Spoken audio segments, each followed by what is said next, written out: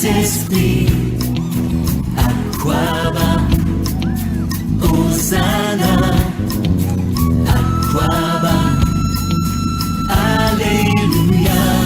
Toi qui désaltères par la vie et arrose la terre jour et nuit de la bienveillance de ton cœur et de l'abondance de tes fleurs. Aquaba, Jésus-Christ, Jésus-Christ, Aquaba, Saint-Esprit, Saint-Esprit, Aquaba, Hosanna, Hosanna, Aquaba, Alléluia, Alléluia. Toi dont les paroles nous apaisent, devant qui les vents de conflit se taisent, et pour qui les yeux de notre pays s'ouvrent plein de paix de ton esprit.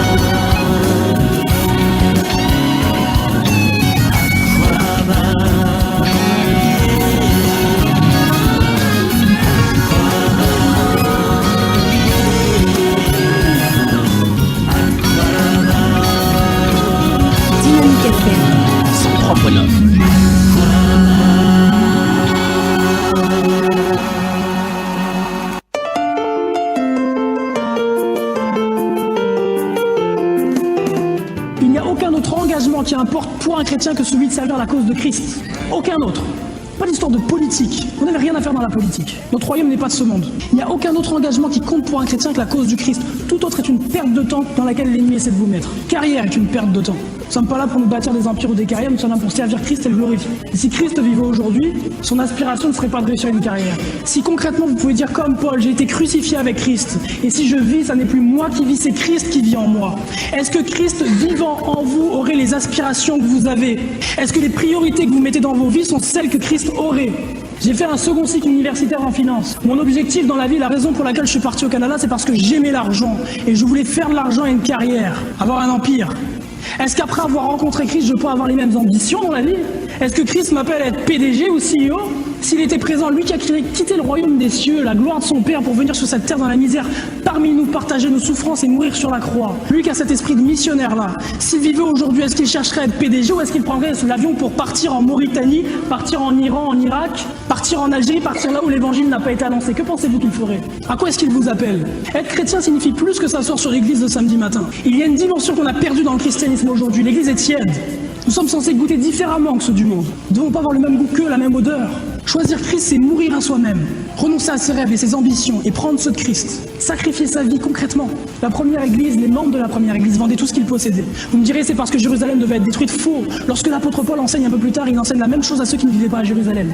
De faire part de tout ce qu'ils possèdent à ceux qui les enseignaient, de déposer ceci aux pieds des apôtres. L'église d'aujourd'hui n'a rien à voir avec l'église originelle de Christ. Si elle ne se repent pas, elle est perdue. Et comme le dit Jésus-Christ lorsqu'il parlait aux pharisiens, qu'à la fin des temps, une reine du Midi se lèvera pour vous condamner, et qu'à la fin des temps, la ville de Ninive, les habitants de Ninive se lèveront pour vous condamner. De la même façon, sachez aujourd'hui qu'à la fin des temps, les témoins de Jéhovah et les Mormons pourront se lever pour condamner les chrétiens. Parce qu'ils ont frappé à chaque porte, ils sont allés prêcher l'évangile dans chaque rue, et vous qui êtes chrétiens et en Christ, vous ne le faites pas. Et quand Dieu dit qu'il va vomir la dernière église de sa bouche, sachez que c'est concret. Et c'est une sanction qui repose sur vos têtes, sur nos têtes, comme la sanction qui reposait sur Ninive. Et je crois profondément que de la même façon que cette sanction qui reposait sur Ninive a été levée par la repentance, je crois que c'est une repentance sincère des chrétiens d'aujourd'hui, cette sanction peut aussi être levée. Mais que présentement, la sanction est sur la tête de l'Église. Et que si les choses continuent de même, elle sera vomie de la bouche de Dieu, condamnée à l'enfer.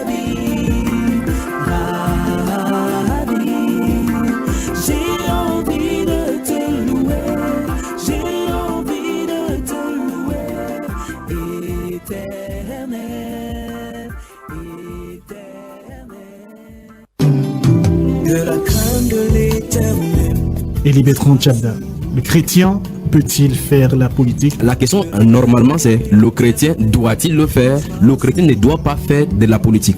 Le chrétien ne doit pas faire la politique parce que le principe divin le prescrit. Nous trouvons au Cameroun sur le principe démocratique. Le principe démocratique a pour base Satan. La démocratie, c'est le pouvoir pour le peuple, par le peuple. Et en ce sens-là, Dieu ne détient pas son pouvoir du peuple. Le pouvoir de Dieu, c'est un pouvoir théocratique royaliste, le gouvernement royaliste, où Dieu est le seul roi. C'est pour ça que son royaume sera établi. Il n'y a pas de vote, on ne vote pas là-bas pour appartenir à quoi que ce soit.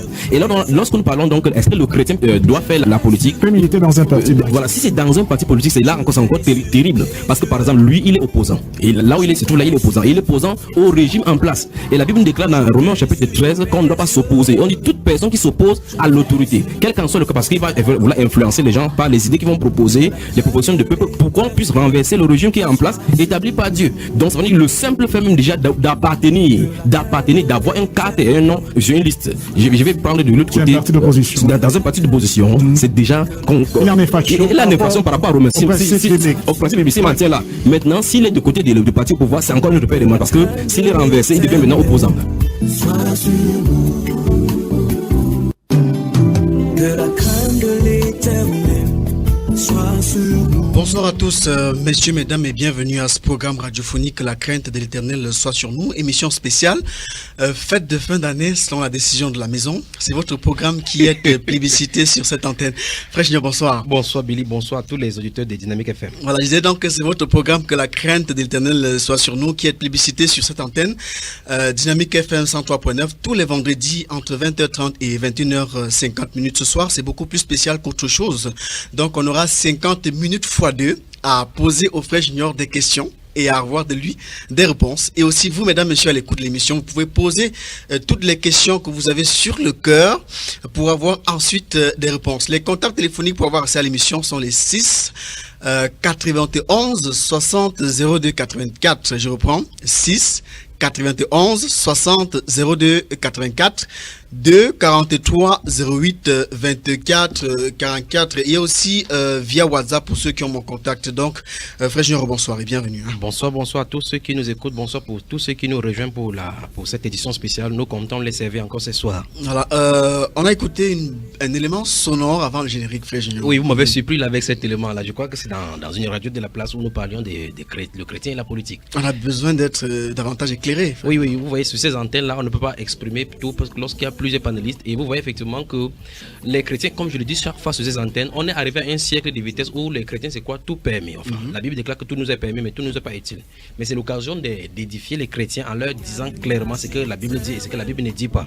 Donc, l'une des dérives donc, qui est entrée en milieu de l'église, c'est cette histoire de politique. Vous voyez, c'est comme si, c'est uniquement au 20e siècle, 21e siècle particulièrement, que les chrétiens sont amenés à influencer la politique. Et dans ce débat, vous voyez quelqu'un qui cite Matthieu chapitre 28, verset 19, où le Seigneur Jésus a dit d'aller par tout le monde entier et faire des nations des disciples. Lui, il va entrer dans la politique, il dit qu'il veut influencer. Et là, sur ce plateau, la question lui a été posée, qui est-ce que tu as influencé depuis? Il n'a pas pu dire mot. Mais vous voyez effectivement que les gens utilisent le nom de Jésus-Christ comme le label pour pouvoir se donner des noms, donner des positions, influencer et même coopter des gens pour avoir des relations auprès des politiciens. Frère Junior, il parle, Pascal, le chrétien est censé suivre l'exemple parfait qui est Jésus-Christ. C'est le paradoxe, effectivement. Encore l'apôtre Paul. Absolument, est-ce qu'il y a un seul verset qui démontre qu'ils ont fait de la politique, frère Junior? Négatif, il n'y a pas cela dans la Bible. Vous voyez plutôt le contraire. Et la Bible nous dit clairement que chacun va à ses situations et que chacun, dans le livre de 1 Pierre chapitre 2, la Bible nous dit clairement que quelqu'un ne souffre pas comme s'ingérant dans les affaires d'autrui. S'ils vont dans la politique, on les persécute, ils vont dire c'est parce qu'ils ont parlé du nom de Jésus-Christ là-bas. Les politiciens, c'est pour les politiciens. La politique, c'est pour les politiciens. Le christianisme, c'est pour les chrétiens. Et l'autre paradoxe, c'est que vous voyez effectivement que les gens disent qu'ils suivent Jésus et Jésus n'a jamais fait la politique. D'autres disent qu'ils suivent l'apôtre Paul. L'apôtre Paul a dit clairement qu'on porte les regards sur ceux qui marchent d'après lui et d'après ceux qui marchent d'après les modèles qu'on a vus en eux. Donc si on voit le modèle de l'apôtre en un pasteur, apôtre et ainsi de suite, il faut qu'on marche d'après ces principes-là. Ah d'accord. Et est-ce que vous pouvez donc, au travers des versets bibliques, nous éclairer clairement? Parce que... Comme j'ai pris, prenons le livre des 1 Corinthiens, 1 Timothée chapitre 2. Je rappelle avant tout que Élise Etondé assure la partie technique de ce programme qui ira jusqu'à 19h50 et je rappelle aussi qu'on attend, mesdames, messieurs, vos appels ou encore SMS via le 6 91 60 02 84 2 43 08 24 44. On aura fait tout à l'heure à des questions qui ont été posées en off par les auditeurs. C'est dit qu'aujourd'hui ici qu'il y avait les questions alors. On peut citer quelques-uns d'entre eux. On a le frère Olivier qui a posé une question assez pertinente. On a aussi le frère Patrice qui en a posé une. Que Dieu les bénisse. On a aussi Aimé depuis leur pomme qui en a posé une. Et bien d'autres questions sur lesquelles le frère Junior on s'apesantira. Et plusieurs personnes également, les auditeurs qui nous suivent maintenant ne sont pas à l'aise. Les gens peuvent effectivement envoyer des SMS et poser des questions en direct s'ils le veulent. Que Dieu les bénisse. Ah d'accord, allez-y. Donc je suis dans 1 Timothée chapitre 2. Je disais que l'une des choses que les gens font, c'est que on est entré dans le christianisme à la manière religieuse. C'est-à-dire qu'on a pris le christianisme comme une organisation non lucrative, mais à but lucratif pas derrière. C'était la scène que les gens se brassent de l'argent parce que là-bas on ne paye pas de taxes, l'argent entre c'est brut et on utilise le nom de Seigneur Jésus comme un label pour pouvoir faire de l'argent. Alors ils viennent devant, ils disent que ça ne rapporte pas de l'argent. Absolument, et beaucoup de personnes, oui, et effectivement ils font des collectes. C'est pour ça que vous voyez effectivement aux États-Unis particulièrement, les gens les plus riches, les hommes les plus riches influencés, ce sont les chrétiens. C'est pour ça que vous allez entendre parler de démocrates chrétiens du côté de la France et puis des États-Unis. Vous voyez effectivement que petit à petit on a coopté les chrétiens. Enfin, j'ai dit encore une fois de plus, il faut que la définition chrétienne soit prise en compte par rapport à la Bible. Donc permettez-moi donc de lire. C'est pour ça que le paradoxe que j'ai expliqué, c'est que vous allez voir effectivement ce que les apôtres ont fait. Et les apôtres authentiques de la Bible avaient le vrai Saint-Esprit, le véritable Saint-Esprit. Ils auraient dû changer le monde d'antan. Comme l'autre a dit sur ses antennes, qu'ils ont bouleversé l'Asie entière, ils ont bouleversé le monde. Et là, une question leur a été posée, est-ce qu'ils sont entrés dans la politique pour le faire? Que non. Parce qu'en réalité, on rate la mission de Dieu. Vous voyez, l'intellectualisme a pris la place du Saint-Esprit. De telle enseigne que nous pensons qu'avec nos programmes, et vous croyez que l'autre a dû mentionner les 7 sommets d'influence, quelque chose comme ça pour pouvoir positionner et influencer le monde.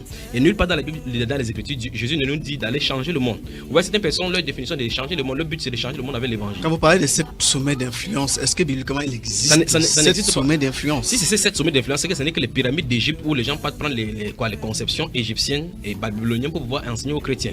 Donc permettez-moi donc de lire allez-y, frère. 1 Timothée chapitre 2.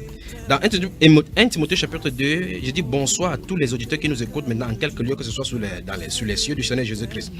J'exhorte donc avant toute chose à faire des prières, des supplications, des requêtes, des actions de grâce pour tous les hommes, pour les rois et pour tous ceux qui sont élevés en dignité, l'apôtre Paul spécifie les rois, virgule, et pour tous ceux qui sont élevés en dignité, afin que nous menions une vie paisible et tranquille, en toute piété et honnêteté. Cela est bon et agréable devant Dieu, notre Sauveur, qui veut que tous les hommes soient sauvés et parviennent à la connaissance de la vérité.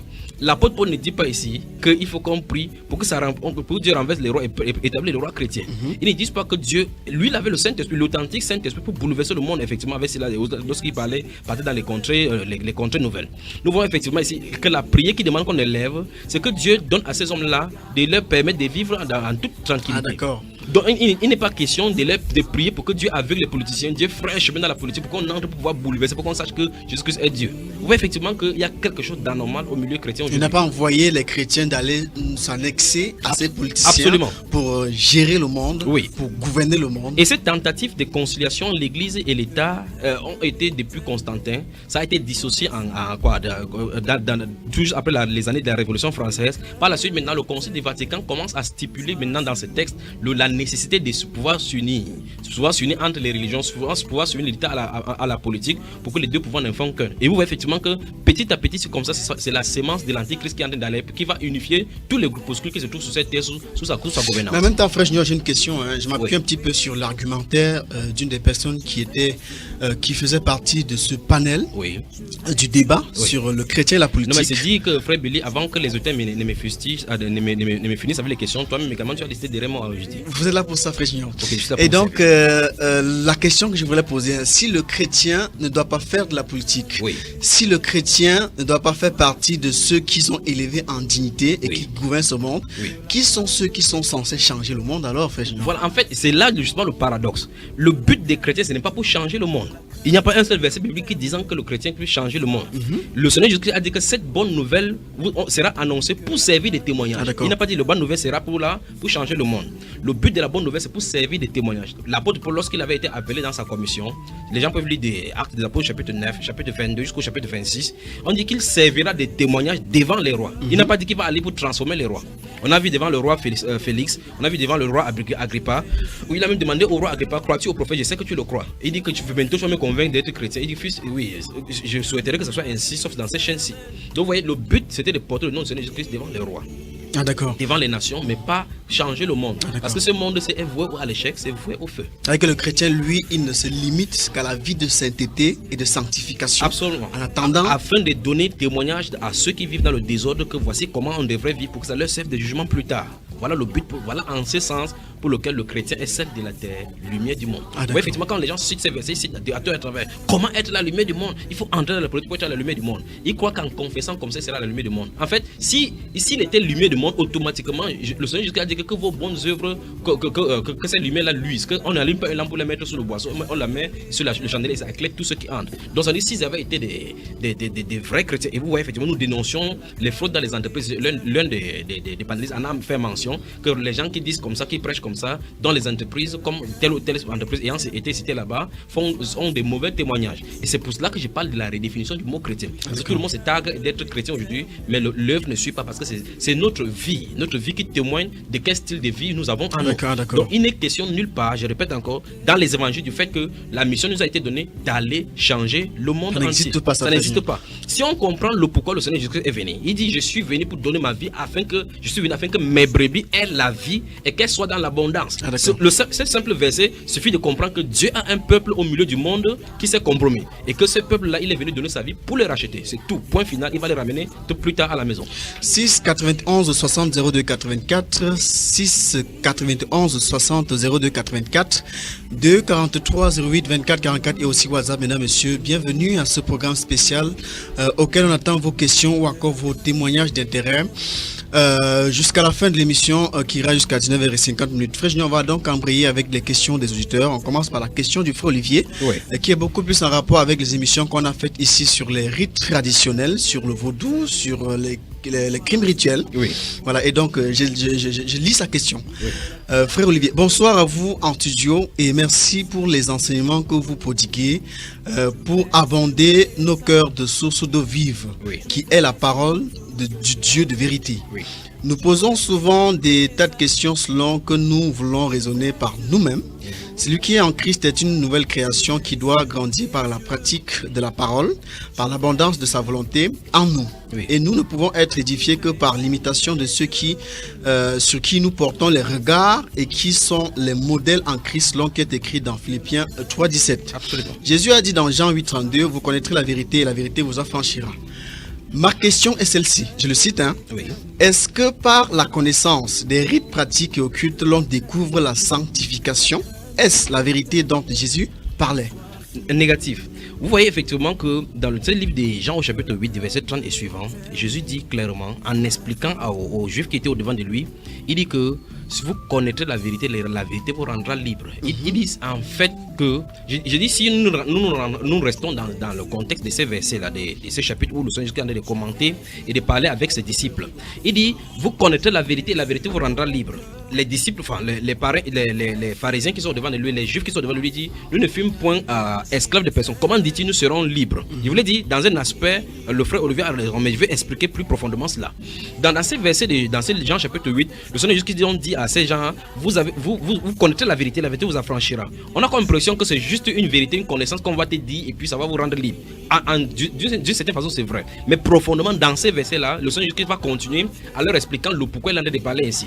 Il dit que l'esclave ne demeure pas toujours à la maison, le fils il demeure. Si donc le fils vous affranchit, vous serez libre. Vous voyez effectivement que c'est le fils maintenant qui affranchit. Plutôt il a dit que c'était la vérité qui affranchit parce que le fils c'est la vérité. Alors maintenant, affranchi donc de quoi? De quelle est la vérité qu'il faut connaître? Il faut connaître effectivement qui est le fils. Si on connaît qui est le fils, on est affranchi de quelque chose qui nous rend en servitude. Et le Seigneur Jésus dit donc que quiconque se livre au péché est esclave du péché. Il venait de leur révéler que le péché était le vrai problème pour lequel il était venu. Il est venu résoudre le problème de la solution, le problème du péché. Or, le péché maintenant, lorsque les gens comprennent, s'il y a quelque chose que l'humanité a en commun, c'est le péché. C'est-à-dire qu'il y a quelque chose que nous avons en commun. Même si quelqu'un n'a pas de sang avec moi, la chose que nous avons en commun, c'est le péché. Et la Bible déclare dans 1 Corinthiens, dans 1 Jean chapitre 5, le verset 17, comme le péché étant la transgression de la loi, dans le livre de Jacques et Calamant.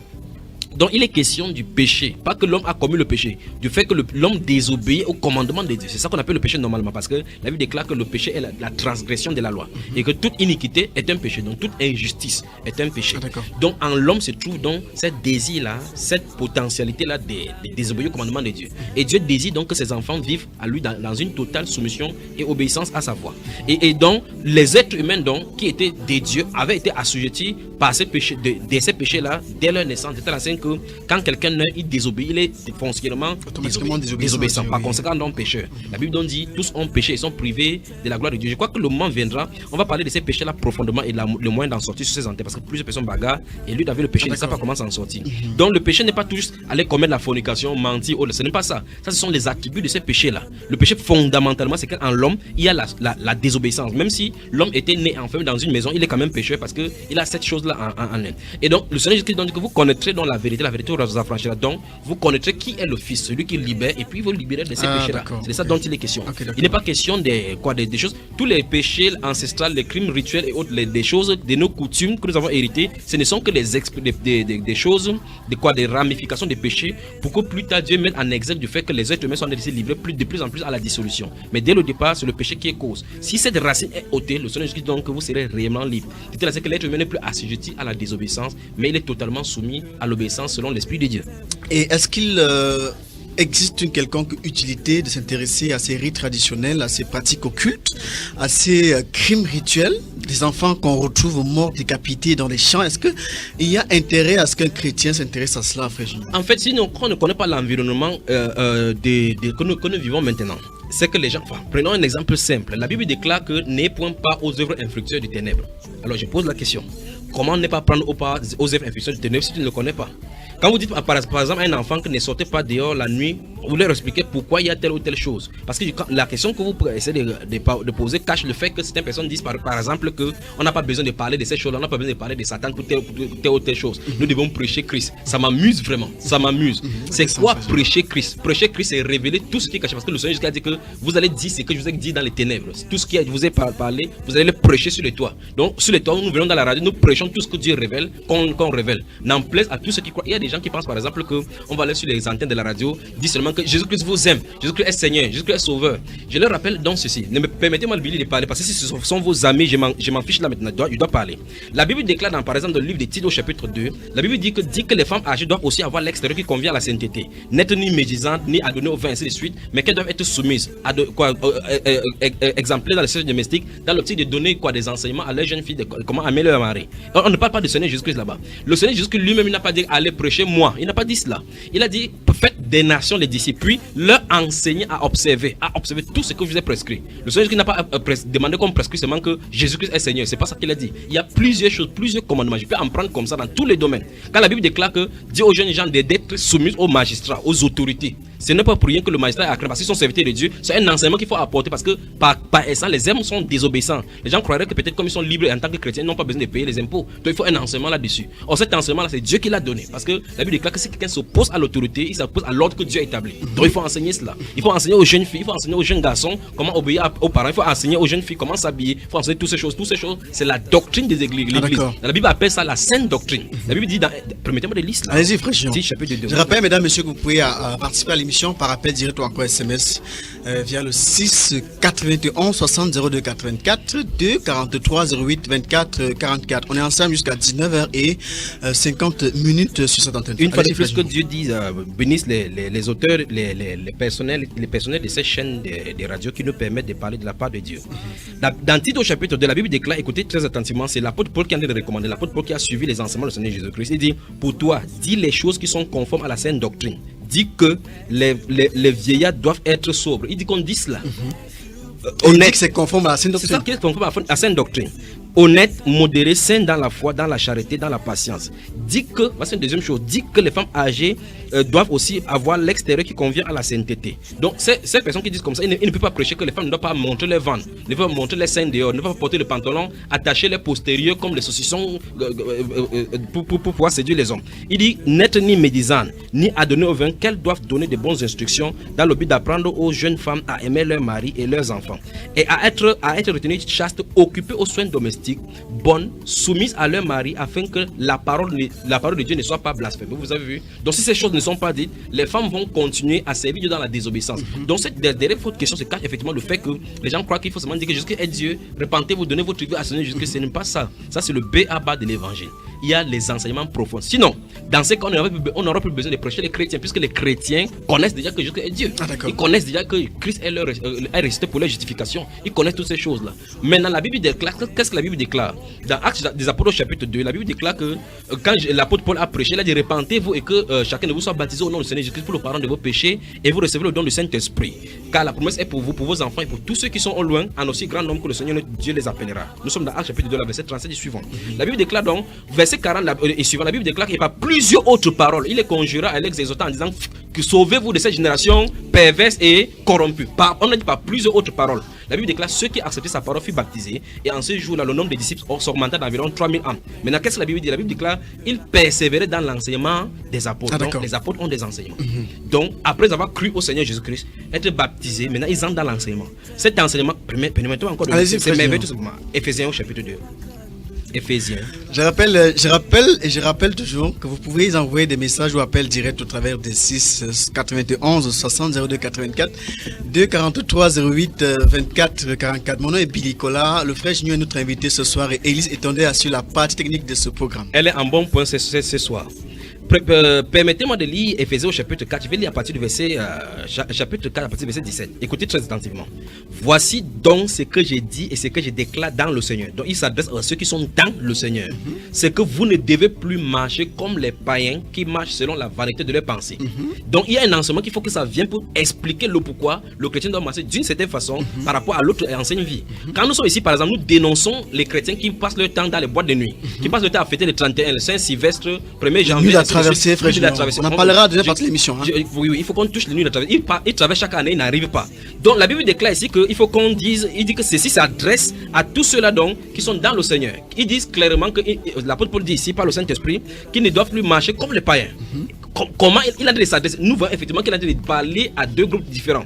Il parle aux chrétiens de ne plus marcher comme les païens. Pourquoi ne dit pas tout simplement que Jésus est ressuscité, comme il a dit là? Parce qu'au chapitre 2, il est en train de dire à ceci, à tous ceux qui sont ressuscités et assis ensemble dans le lieu céleste. Suivez attentivement. Il dit qui marchent selon la vanité de leurs pensées. Ils ont l'intelligence obscurcie. Ils ont l'intelligence obscurcie. Ils s'adressent maintenant aux païens. Ils ont l'intelligence obscurcie. Ils sont étrangers à la vie de Dieu à cause de l'ignorance qui est en eux, à cause de l'endurcissement de leur cœur. Ayant perdu tout sentiment, ils se sont livrés à la dissolution pour commettre toute espèce d'impurité jointe à la cupidité. Attentivement, verset 20. Mais vous, ce n'est pas ainsi que vous avez appris Christ. Donc, ces comportements, ça ne doit pas se retrouver. Après, il dit, si du moins vous l'avez entendu, et si, conformément à la vérité qui est en Jésus, donc il y a une vérité en Jésus. Quand on est en Jésus-Christ, il faut enseigner certaines vérités que les gens doivent se dépouiller. Arrivons là. C'est en lui que vous avez été instruits. Écoutez très attentivement. C'est en lui que vous avez été instruits à vous dépouiller. Donc, les chrétiens, ceux qui sont dans le Seigneur Jésus, il y a un enseignement pour le dépouillement. Cet enseignement-là dit effectivement que votre vie doit être conforme. C'est pour ça que pêle-mêle dans la Bible, il va dire, par exemple, dans le livre de Romains, chapitre 12, il va dire que voici donc bien aimé ce que je vous dis, je vous exhorte ici, offrez vos corps. Il s'adresse là aux chrétiens. C'est une autre exhortation qui n'arrive avec le Seigneur Jésus-Christ étant mort ressuscité. Offrez vos corps comme un sacrifice vivant. Ça veut dire que quand tu es en Christ, tu dois comprendre ces principes-là. Il dit soyez transformés par le renouvellement de votre intelligence. C'est un autre enseignement qu'il faut donner. Donc la Bible déclare ici, si du moins vous l'avez entendu, et si, conformément à la vérité, donc je comprends que ces gens qui sont comme ça là, ils sont embrouillés. Ils n'ont pas reçu la vérité. Il y a la vérité en Christ. Cette vérité en Christ, c'est pour dire quoi? Chaque action que nous avons menée dans le passé, nous devons poser des questions maintenant en Christ, si oui ou non, ces actions doivent être continuelles. Par exemple, quelqu'un qui continue à célébrer Noël lorsqu'il était dans le monde, quand il est en Christ maintenant, il continue à faire ces actions-là, quelque chose ne va pas chez lui. Il doit se poser des questions si cette fête-là est conforme à la volonté de Dieu. Il doit se poser des questions. La Bible dit ici que c'est en lui que vous avez été instruits à vous dépouiller. Donc en Jésus-Christ, on a instruit certains chrétiens à se dépouiller. Après, il dit, eu égard à votre vie passée. Comment tu vas enseigner quelqu'un par sa vie passée sans lui dire que telle chose que tu fais est mauvaise? Il faut la délivrance aux chrétiens de cette époque-ci là maintenant. La Bible déclare, eu égard à votre vie passée, du vieil homme qui se corrompt par les convoitises trompeuses. Écoutez verset 23. Et à être renouvelé dans l'esprit de votre intelligence et à revêtir l'homme nouveau, créé selon Dieu dans une justice et une sainteté que produit la vérité. Après, il dit, c'est pourquoi renoncer au mensonge. D'accord. On va citer aux chrétiens que le mensonge c'est pas bien. Après il va d'ici les paroles, il dit si vous vous mettez en colère, ainsi de suite, ainsi de suite. Donc les chrétiens du 21e siècle essaient de chercher quelque chose pour se conformer à l'esprit conformiste de leur pensée. C'est-à-dire croyant que si je parle seulement de Jésus à quelqu'un, c'est ce qu'on appelle le christocentrisme avancé.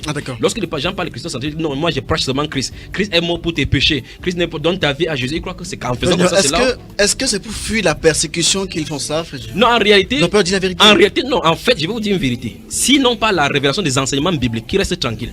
Parce que le Seigneur Jésus-Christ a dit que si je vous ai parlé des choses célestes, vous n'avez pas compris. Si vous parlez des choses terrestres, si vous parlez des choses terrestres, vous n'avez pas compris. Comme il faut résoudre lorsque vous parlez des choses terrestres, Il y a plusieurs choses dans la maison de Dieu. La Bible dit qui a compris les pensées de Dieu. Si quelqu'un n'a pas les pensées de Saint-Esprit, il ne peut pas avoir la pensée de Dieu. Quand tu as la pensée de Dieu par rapport à une situation, tu vas résoudre le problème. C'est pour cela que les chrétiens croupissent maintenant. Les gens ne savent pas ce qu'il en est. Parce que les faux enseignements sont entrés au milieu de l'église. Les gens ont accepté beaucoup de choses. Beaucoup de doctrines psychologiques et des psychanalyses sont entrées dans l'église. Les gens ont pris ça pour vrai. Donc il y a de l'enseignement. L'enseignement, c'est ceci. La vie chrétienne est une vie de sainteté à tous égards. Chaque chrétien qui entre, quelqu'un qui se dit chrétien, doit être enseigné à se dépouiller eu égard de sa vie passée. C'est ce que nous venons de lire là maintenant. Et ça, c'est l'enseignement des apôtres. Ah d'accord. On a une autre question d'Aimé depuis leur pont. Oui. Il dit, salut à vous, j'ai suivi de bout en bout les émissions sur les rites traditionnels et pratiques occultes.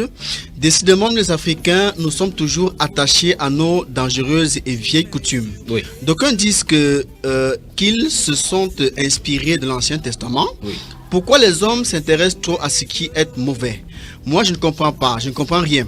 On dirait que nos ancêtres nous ont vendus depuis la nuit des temps. Oui. C'est notre deux qui a suivi les émissions sur les rites traditionnels, sur les crimes rituels, sur le vaudou. Oui. Il dit, Dieu le Père nous demande d'honorer le Père et la Mère. Oui. Quand on est donc héritier et ces derniers et qu'ils nous ont laissé des consignes, rites funèbres entre parenthèses, Oui. avant leur départ, on accomplit leur volonté ou pas, puisqu'on doit les honorer. Ce qui est curieux, effectivement, c'est que ça, c'est un mort. C'est-à-dire qu'on doit honorer un mort. C'est-à-dire qu'il donne cette rite. Par exemple, quelqu'un qui mourrait dirait que si je meurs, ne me mettez pas dans une morgue. On obéit à sa volonté. Le Seigneur, jusqu'à ce qu'il est mort et ressuscité, il donne sa volonté. Nous discutons avec lui. La preuve, nous voici que la première question que vous m'avez posée discute comme ça de la volonté de Dieu. Cette dernière de volonté, allez et faire de toutes les nations les disciples, les baptisant dans le Père et Fils et Saint-Esprit et enseignez-leur à observer tout ce que je vous ai prescrit. Tout ce que je vous ai prescrit, il y a des choses que le Seigneur a prescrit. Il a dit à ses disciples que j'ai encore beaucoup d'autres choses à vous dire. Vous ne pouvez pas les supporter maintenant. Quand le Saint-Esprit viendra, il vous conduira dans toute la vérité. Donc, il y a la vérité, c'est un paquet dans lequel il y a beaucoup de détails. Ici maintenant, ici on dit, voici nos parents, ils nous donnent des volontés. Par exemple, on peut vous dire, il y a des rituels qu'il faut faire autour de ma tombe. Maintenant, quel qu'en soit ce que quelqu'un doit faire, s'il est chrétien de la bonne manière, automatiquement il va savoir en lui-même que, quelles qu'en soient les volontés qu'on a données, si c'est un pacte scripturaire, on désobéit à cela et le mot ne fera rien. De toute façon, si elle pouvait faire quelque chose, elle pouvait se réveiller là-bas, se fâcher et se réveiller en rentrant à la maison. Je pense parmi ces éléments, frère Junior, il existe aussi la succession, parce que je me rappelle pour mon cas, mon papa m'a dit que s'il venait à mourir et que je ne le succédais pas, je n'aurais plus 2 jours à vivre sur la terre. Donc ça veut dire que c'est lui qui détient votre vie. Alors, la Bible nous déclare dans Colossiens chapitre 3, le verset 1, que vous êtes mort et votre vie est cachée avec Christ en Dieu. Quelle vie va-t-il tuer alors maintenant? Parce qu'il me dit, frère Junior, qu'il va, s'il meurt et que je ne le succède pas, il va revenir pour faire tout ce qu'il a à faire. Oui, donc dans ce cas, je crois que s'il nous écoute maintenant, dis-lui clairement qu'il se prépare. Donc quand il va mourir, il ressuscite encore, il reste tranquille, il continue sa vie. C'est pour dire qu'il n'a pas de pouvoir. Il n'a pas de pouvoir. Aucun esprit n'a de pouvoir sur un enfant du Seigneur. Si quelqu'un tient ferme à la parole, toutes ces choses-là, c'est pour effrayer tout simplement les chrétiens. Oui, effectivement, il y a des chrétiens à qui on a dit, si vous n'allez pas au village pour laver, votre année ne serait pas bonne. Pendant que nous sommes en train de parler, nous sommes le 31. Il y a des gens qui seront dans les villages pour être lavés. Ils vont être lavés comme ça, le soir, ils seront à quoi? Ce qu'ils appellent l'église pour le réveillon de minuit. Quand ça va tonner, ils vont dire que bonne année. Vous voyez effectivement qu'il y a quelque chose qui ne va pas chez les gens. De telle sorte que chaque fois, quand les gens commencent en train d'aller à la dérive comme ça, là, ils vont commencer à prendre les principes du monde. On a quelqu'un au bout du fil. Allô, bonsoir. Oui, bonsoir. Oui, comment est-ce qu'on vous appelle? Daniel. Daniel de PK12. On vous écoute, Daniel de PK12. Oui, allez-y. Bonsoir, Daniel. Oui. Oui. Oui. Oui.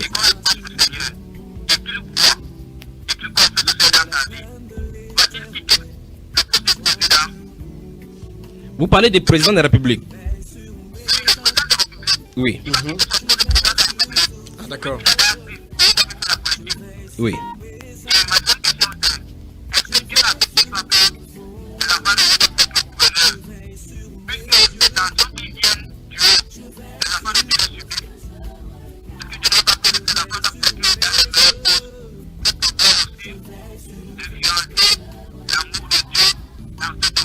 Oui.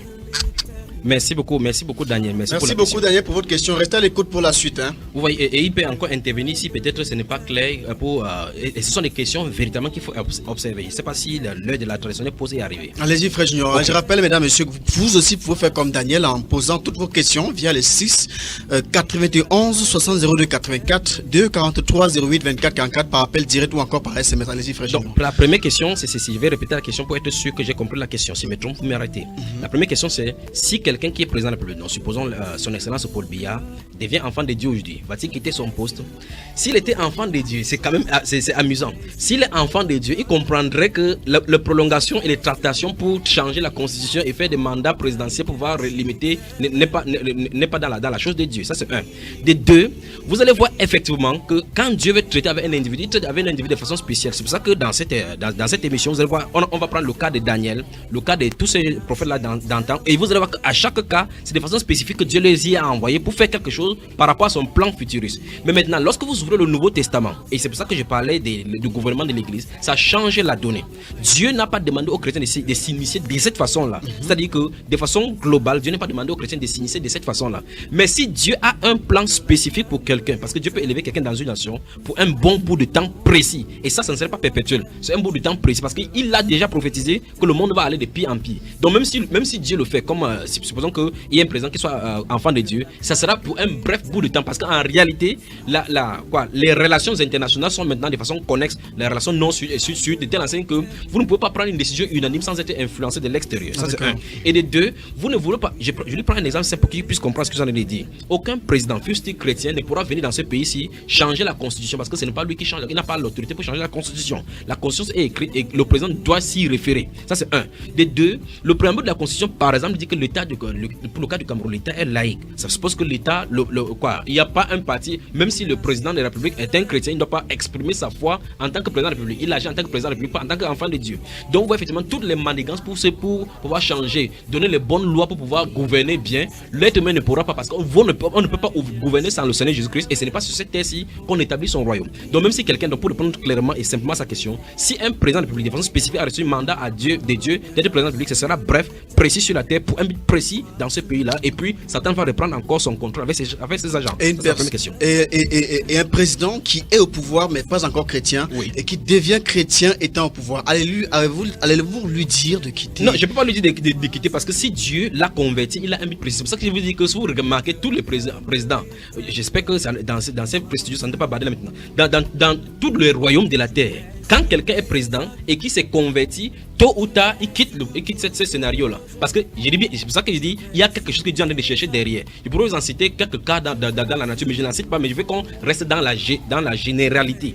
Ça, c'est pour ce qui est des présidents. Il a maintenant parlé dans la deuxième question le gouverneur. Est-ce que Dieu refuse à ses enfants d'être des gouverneurs ou encore d'avoir des postes? Parce que, selon lui, Dieu devrait vouloir que ses enfants aient des postes élevés.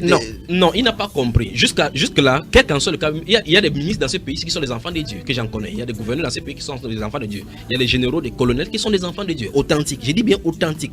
Maintenant, quel qu'en soit ce qu'il en est, je dis une fois de plus, ce sont des hommes à un poste bien déterminé. Les gouverneurs sont nommés par un décret présidentiel. Le gouverneur, d'une certaine façon, normalement, ne sont pas dans la politique. Vous voyez, normalement, ce n'est pas la politique qui les amène là-bas. Normalement, c'est le politique qui les amène là-bas. Donc, en principe, c'est le politique qui les nomme, pas la politique. Le fait qu'ils soient dans un parti politique, en principe, ça devrait être comme ça. Parce qu'ils sont nommés selon les compétences pour la nation, pour exercer pour la nation. Mais maintenant, les gouverneurs ont une feuille de route comme les ministres. Ils ont des choses qu'ils ont trouvées, des choses qu'ils ont trouvées, des cartographies qu'ils ont trouvées dans leur ministère. Il y a les feuilles de route à eux confiées par la hiérarchie. Ils doivent respecter cela. Mais le problème c'est que un chrétien peut être gouverneur en faisant bien son travail comme se doit. Par exemple, prenons un exemple. La loi dit telle ou telle chose. On alloue tel budget à telle région de faire des choses. Généralement, les gens ne font pas comme il se doit. Mais un gouverneur qui est chrétien, s'il est là, il va faire de telle façon que les choses soient faites. De telle façon qu'on rende des comptes, il donne les comptes avec la conscience tranquille devant le Seigneur. Voilà le service. Mais ça n'influence rien du fait qu'il soit chrétien ou quoi que ce soit. Mais je dis une fois de plus, ce que nous parlons, c'est s'initier dans la politique pour militer contre les partis d'opposition ou contre les partis politique. C'est anti-scripturaire parce que c'est la sémence qui a commencé au ciel. Remarquez qu'au ciel, il y a eu cette guerre-là du fait que Satan voudrait que la louange et l'adoration qui est due à Dieu lui soit donnée. C'est pour ça qu'il a voulu le trône de Dieu. C'est là où l'opposition a commencé, l'opposition. Ah d'accord, aussi. Voilà, maintenant, et vous voyez, dans la nouvelle terre, le nouvel cieux, il n'y aura qu'un seul roi, il n'y aura pas d'opposition là-bas. Tout sera soumis à celui qui est là-bas. C'est pour ça que Dieu a donné ce type-là dans le roi d'Israël. Si on avait du temps pour y entrer dans le gouvernement de l'Église et dans le gouvernement du royaume d'Israël, le Seigneur a pris le gouvernement d'Israël pour pouvoir montrer effectivement comment sa souveraineté s'exerce. Bien que Israël était en temps tombé dans les coutumes païennes et qui utilisait les rois des nations pour les châtier. Mais ce principe était démontré dans la royauté d'Israël pour montrer effectivement qu'il est seul souverain. Mais aujourd'hui, dans le principe démocratique, par exemple, dans notre pays, vous entendez plusieurs personnes disent que le président, pour bien trop durer au pouvoir, il faut qu'il parte. Vous voyez, mais même dans les quartiers, même ceux qui ne sont pas chrétiens le disent. Ils ne savent pas qu'ils sont comme ça contre la volonté de Dieu. Parce que Dieu veut qu'il soit là. Maintenant, si quelqu'un d'autre vient le renverser, vous dites, Dieu utilise un roi pour frapper un roi, même si ces rois-là ne sont pas des rois entre ses mains, même s'ils ne sont pas des chrétiens. Parce que la Bible déclare, dans ces livres du Daniel chapitre 2, afin que Nebuchadnezzar sache qu'il domine sur le roi de la terre, sur le royaume de la terre. Il élève qui il veut, il abaisse qui il veut, il place qui il veut. Non seulement il place qui il veut, mais ils ne sont pas nécessairement des chrétiens. Parce que pour le cas de Nebuchadnezzar, il a appelé son serviteur alors qu'il n'appartenait pas à son peuple. Dans le cas de Pharaon, il a élevé par lui-même, il dit de sa propre bouche, dans Romains chapitre 9, le verset 17, qu'il a suscité ce Pharaon à dessein pour montrer en lui sa puissance. Donc il a endurci le cœur de Pharaon pour que Pharaon résiste, il le frappe pour qu'on dise que le Seigneur Dieu est tout puissant. Ah d'accord. Et donc si Daniel est par exemple, s'il a un projet d'aller faire de la politique, vous lui déconseillez fortement? Je lui montre la position de l'écriture, qu'il est en train d'aller faire naufrage à la fois. Je prends un exemple simple. Vous voyez effectivement, si on parle de la richesse, Dieu n'a pas interdit à quelqu'un d'être riche parce qu'il peut donner de l'abondance à quelqu'un. Mais si c'est Dieu qui donne l'abondance à quelqu'un, il donnera à cette personne le cœur de pouvoir contrôler. Mais si c'est quelqu'un qui s'y livre, qui donne son cœur à la richesse, comme ce Proverbe chapitre 23, le verset 4 le dit, qu'on ne suit pas ce qui va s'envoler. Si c'est quelqu'un qui s'y livre, la Bible déclare que celui qui se livre à la richesse, à la soif de l'argent, a jeté beaucoup de gens dans les tourments. Il y a beaucoup de tourments qui sont tombés dans les pièges. Vous voyez effectivement. Donc il y a des pièges là-dedans. Et c'est ces pièges-là qu'il faut éviter. Il faut suivre tout simplement les apôtres et le Seigneur Jésus-Christ. Quand ils étaient sur la terre, il y avait des gouvernements. Ils ne sont pas. Jésus était. Puisque les propres disciples ont voulu le prendre pour aller le faire roi. Remarquez très bien. Il était dans une bougade. On a voulu le faire roi. Parce que le Seigneur Jésus, connaissant qu'il voulait l'arrêter pour aller le faire roi, il a fui cette bougade pour partir. Pourquoi? Parce que c'est pas son royaume. C'est pas comme ça que ça va s'établir. Dieu ne veut pas établir. Si Dieu veut arrêter n'importe quel royaume sur la terre, il va l'arrêter. Mais il faut que les chrétiens suivent les prescriptions telles que données. Dieu a seulement dit qu'on vive sa vie sur la terre en attendant le témoignage jusqu'à ce qu'il revienne pour nous chercher. Point final. C'est ce qu'il a demandé. Donc chercher de faire des petites pensées pour pouvoir s'immiscer à la politique. Mais si Dieu a donné la déclaration à quelqu'un de façon spécifique d'y aller, il faut qu'il ait aimé la Bible de façon générale, refuse cela. Et s'il se retrouve dedans maintenant, et s'il est devenu chrétien étant dedans, comment est-ce qu'il fait alors? Il sort ou il reste? C'est de la même façon comme quelqu'un qui se retrouverait par exemple dans le milieu ecclésiastique. Il y a des gens qui rencontrent le Seigneur étant dans le milieu ecclésiastique. Qu'est-ce qu'il fait? Il faut qu'il demande la volonté de Dieu. Remarquez très bien que l'apôtre Paul, en partant, il était pharisien. Lorsqu'il est rentré de Damas, il n'était plus pharisien. Donc pourquoi? Parce qu'il a compris effectivement la volonté de Dieu pour lui. Il est sorti de ces groupes-là. Il y a des gens qui, lorsqu'ils croient au Seigneur Jésus-Christ, doivent quitter l'emploi qu'ils occupent parce que l'emploi là ne glorifie pas Dieu. Donc il faut regarder si l'emploi oui ou non est en accordance avec la parole de Dieu. Prenons par exemple Démétrius, je coupe là rapidement puisqu'on va aller dans la pause. Démétrius qui était orfèvre, qui faisait des tentes de la grande déesse Diane, s'il croit au Seigneur Jésus-Christ, il va devoir abandonner toutes ces choses. Or c'est une entreprise où les pères de famille, les mères de famille et les enfants s'y nourrissaient et puis vivaient de cela. Il parle des actes des apôtres, chapitre 13, chapitre 17 à chapitre 19, où on disait grande est la déesse Diane. Il faisait les simulacres, les statues de Diane, et c'est une entreprise qui avait fructifié, qui faisait prospérer la ville. Ce qu'on appelle les monuments aujourd'hui, celui qui réalisait les monuments. Donc s'il croit, il va abandonner ça parce que c'est Jésus de la Bible déclare qu'on ne doit pas faire des images et des représentations taillées. Donc maintenant, les deux choses l'une, où il croit donc et il abandonne cette voie-là, et dans ces cas, sur la scène doctrine, et attendre que Dieu lui donne, c'est pourquoi il a appelé, ou continuer dans l'idolâtrie et s'est trompé dans sa foi en disant qu'il sait Dieu. Vous restez avec nous, frères juniors, parce que vous nous serez encore utile pour la deuxième partie de ce programme. Mesdames, messieurs, les 10 minutes qui vont suivre cet instant sont consacrées à la pub. On se retrouve juste après elle. À tout de suite.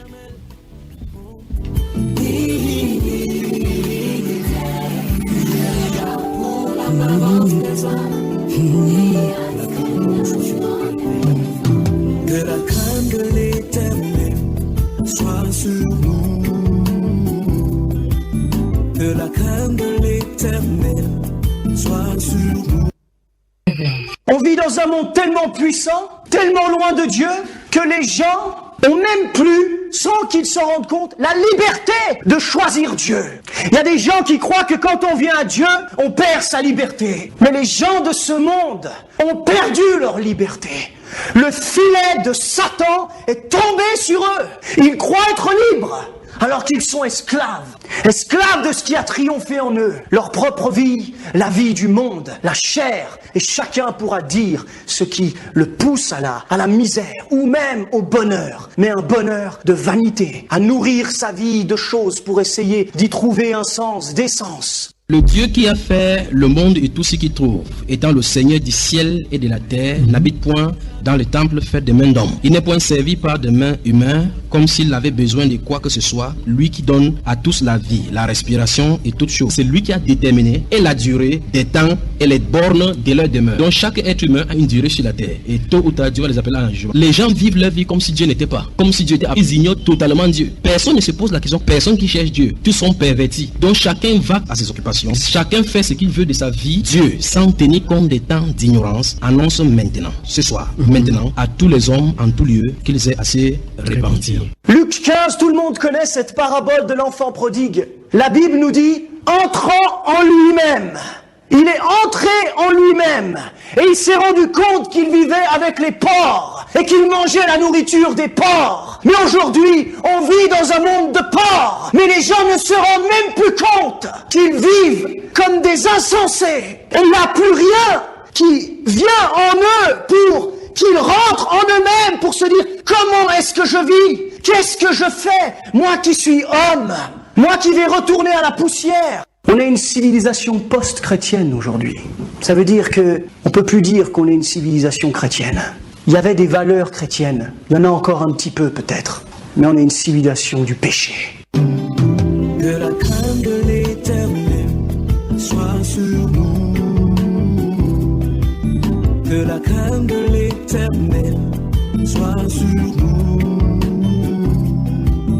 Que la crainte de l'Éternel soit sur nous. De retour, mesdames, messieurs, sur Dynamique FM pour la suite de ce programme qui ira jusqu'à 21h50. C'est le programme spécial de l'émission Que la crainte de l'Éternel soit sur nous, avec comme invité constant et permanent ce soir le frère Junior. Élise Etondé assure toujours la partie technique de ce programme. En cette deuxième partie, on verra le chrétien face au 31 décembre et 1er janvier de chaque année. Avant ça, on va prendre cet auditeur en ligne. Allô, bonsoir. Allô? Oui, bonsoir. Allô? Oui, bonsoir. Bonsoir monsieur, comment est-ce qu'on vous appelle? Allô, bonsoir. Allô, bonsoir.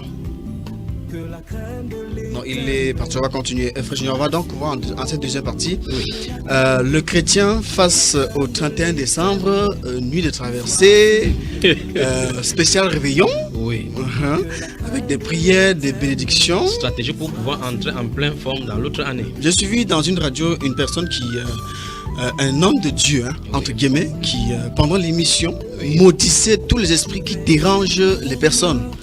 Est-ce normal, frère Junior? C'est pas normal. La Bible déclare que ces personnes ont injurié les autorités et les gloires. Ah, d'accord. Et ils sont des fontaines sans eau. C'est ce que la Bible déclare dans le livre de 2 Pierre au chapitre 2, le verset 4 et suivant, et le livre de Jude au verset 14 et suivant. Et donc on n'est pas censé maudire. On n'est pas censé maudire. Permettez-moi de lire ces Jude chapitre. Je rappelle, mesdames, messieurs, que les contacts pour avoir accès à l'émission sont les 6 91 60 02 84 2 43 08 24 44. Allez-y, frère Junior. La Bible déclare que malgré cela, ces hommes aussi, entraînés par leur rêverie, souillent pareillement leur chair, méprisent l'autorité et injurient les gloires. Après il dit, or l'archange Michel, lorsqu'il contestait avec le diable et qu'il lui disputait le corps de Moïse, n'osa pas porter contre lui un jugement injurieux. Mais il dit que le Seigneur te réprimande. Ah, d'accord. On va pousser les gens à la faute en insultant Satan, en faisant des choses contre cette autorité-là, ne sachant pas qu'on est en train de transgresser la loi. Je vous ai dit dès le départ que le problème de l'homme, c'est le péché.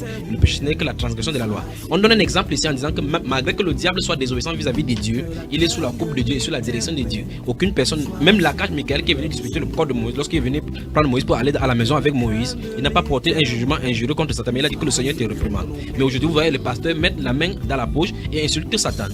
Piétine de Satan en feignant comme s'il était de piétiner les esprits, mais ils ne savent pas qu'ils sont sous la coupe de Satan même. Ce qui n'est pas normal, frère Junior. Ce qui n'est pas normal. Et donc on va voir donc le chrétien face au 31 décembre avec tout ce qui tourne autour. Oui. Je suis certain qu'en parcourant les villes de Douala et les autres villes du monde entier, on va voir des assemblées solennelles organisées. À l'heure où nous sommes en train de parler, absolument, à l'heure où nous sommes en train de parler, des radios, des télévisions sont inondées par des affiches. Les affiches sont inondées dans les villes, dans tous les contrées du monde entier. Parce qu'en fait, il faut comprendre que le train de ce monde est en train d'entraîner les églises organisées et les églises institutionnelles, y compris toutes ces personnes-là qui ont, je vous ai dit tout à l'heure que c'était une organisation à but non lucratif, mais au fond lucratif. C'est-à-dire qu'il faut qu'on fasse tout et tout pour faire la publicité. C'est maintenant qu'on fait des chiffres d'affaires. Vous allez voir, pêle-mêle sur les antennes de la radio, les gens vont réitérer à plusieurs publicités à tue-tête. Venez à une grande campagne d'évangélisation. 7 jours de séminaire, 2 jours de ceci, 3 jours de puissance de miracle. Le ciel s'ouvre ces jours-ci. Votre bénédiction ne doit pas tarder. Ainsi de suite, ainsi de suite. Faire la publicité, à force de faire la publicité, ils vont quand même attraper 2 ou 3 personnes.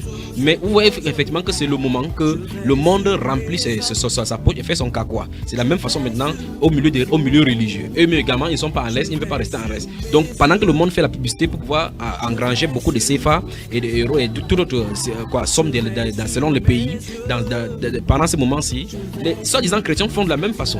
Dans ce qu'ils appellent l'église. Dans ce qu'ils appellent l'église. Ah, d'accord. Et donc, ça veut dire qu'on sous-entend, d'après ce que vous dites, que vous n'organiserez jamais ce type de manifestation? Qui suis-je pour organiser? Ah, d'accord. Qui suis-je pour organiser? C'est quand même déjà. Mais c'est peu que dans toutes ces choses, on dit qu'on loue Dieu, on traverse l'année en demandant à Dieu de nous permettre de vivre la nouvelle année, pas comme l'ancienne. Donc l'apôtre Paul, dans ce cas, aurait été l'un des mauvais prédicateurs que Dieu ait jamais eu. Lorsque vous voyez dans la Bible, vous allez voir effectivement que beaucoup de personnes marchent comme Dieu voulait qu'ils marchent. Et l'apôtre Paul dit dans le livre de Philippiens chapitre 3 qu'il y en a qui marchent en ennemi de la croix. Après il va dire que ça en soit pour le bien ou pour le motif de cupidité, Christ n'en est pas moins annoncé. Nous nous trouvons aujourd'hui le 19 du mois de Tevet en l'an 5776 dans le calendrier du calendrier des dieux, dans le calendrier juif. Nous sommes le 19 du mois de Tevet en l'an 5776, ce qui correspond au 31 décembre de l'an 2015. Vous voyez effectivement que c'est amusant de dire qu'on a traversé le milieu de l'année. Ah, d'accord. Le milieu de l'année par rapport à qui? Et si nous voyons l'étymologie, comment c'est venu et progressé, vous allons voir effectivement que le 1er janvier ont été, avant le Seigneur Jésus-Christ, 46 avant Jésus-Christ, proposé et fixé, puis renversé encore par la suite. Et puis on a commencé à fixer après le concile de Nicée, puis dans les années 333, nous allons voir comment on va fixer la date, le début de l'année par rapport à la naissance du Seigneur jusqu'à l'annonciation, le 25 mars, parce qu'il pensait que Marie avait été annoncée, l'ange Gabriel venait annoncer à Marie le 25 mars. Et quand vous regardez le 25 mars jusqu'au 25 décembre, ça fait effectivement 9 mois. Donc il parlait de l'annonciation comme étant le 25 mars, donc le début de l'année commençait d'abord d'après ce calendrier-là, le 25 mars, et puis 9 mois plus tard, la naissance du Seigneur Jésus-Christ. Remarquez bien que maintenant que vous allez voir effectivement qu'il y a quelque chose. Remarquez que du 25 décembre au 1er janvier, ça fait 8 jours. Et si Christ est né le 8e, je suis en train de parler d'après l'interprétation pagano-religieuse. Vous voyez effectivement qu'avec l'interprétation du fait qu'il y a cela une semaine, jour pour jour, on a célébré ce qu'on appelle Noël, la fête de la naissance du Seigneur Jésus-Christ. Et puis le 8e jour maintenant est censé être l'année de la circoncision. C'est pour cela que le pape, donc, c'est ce pape dans cette année-là, a dit clairement que, ça c'est 1932 que nous sommes maintenant, a dit que c'était la fête de Marie, la fête des mères Dieu. Initialement, on a d'abord dit que c'était la fête de la circoncision, la fête de la circoncision. Donc effectivement, on ajoute plusieurs choses, mais l'origine de cela est païenne depuis les rites babyloniens d'antan. Ah, d'accord. Mesdames, messieurs, je rappelle que vous pouvez envoyer des messages ou appeler en direct pour poser toutes vos questions, pour participer à l'émission, pour témoigner de l'émission, pour demander à mieux être éclairé sur quelques points que ce soit qui a été énuméré sur ce programme via les 6 91 60 02 84 2 43 08 24 44. On a Daniel de PK10 qui a appelé. On lui demande de rappeler parce qu'il a appelé lorsqu'on n'était pas encore à l'antenne. Frère Junior, le chrétien doit-il fêter la bonne année?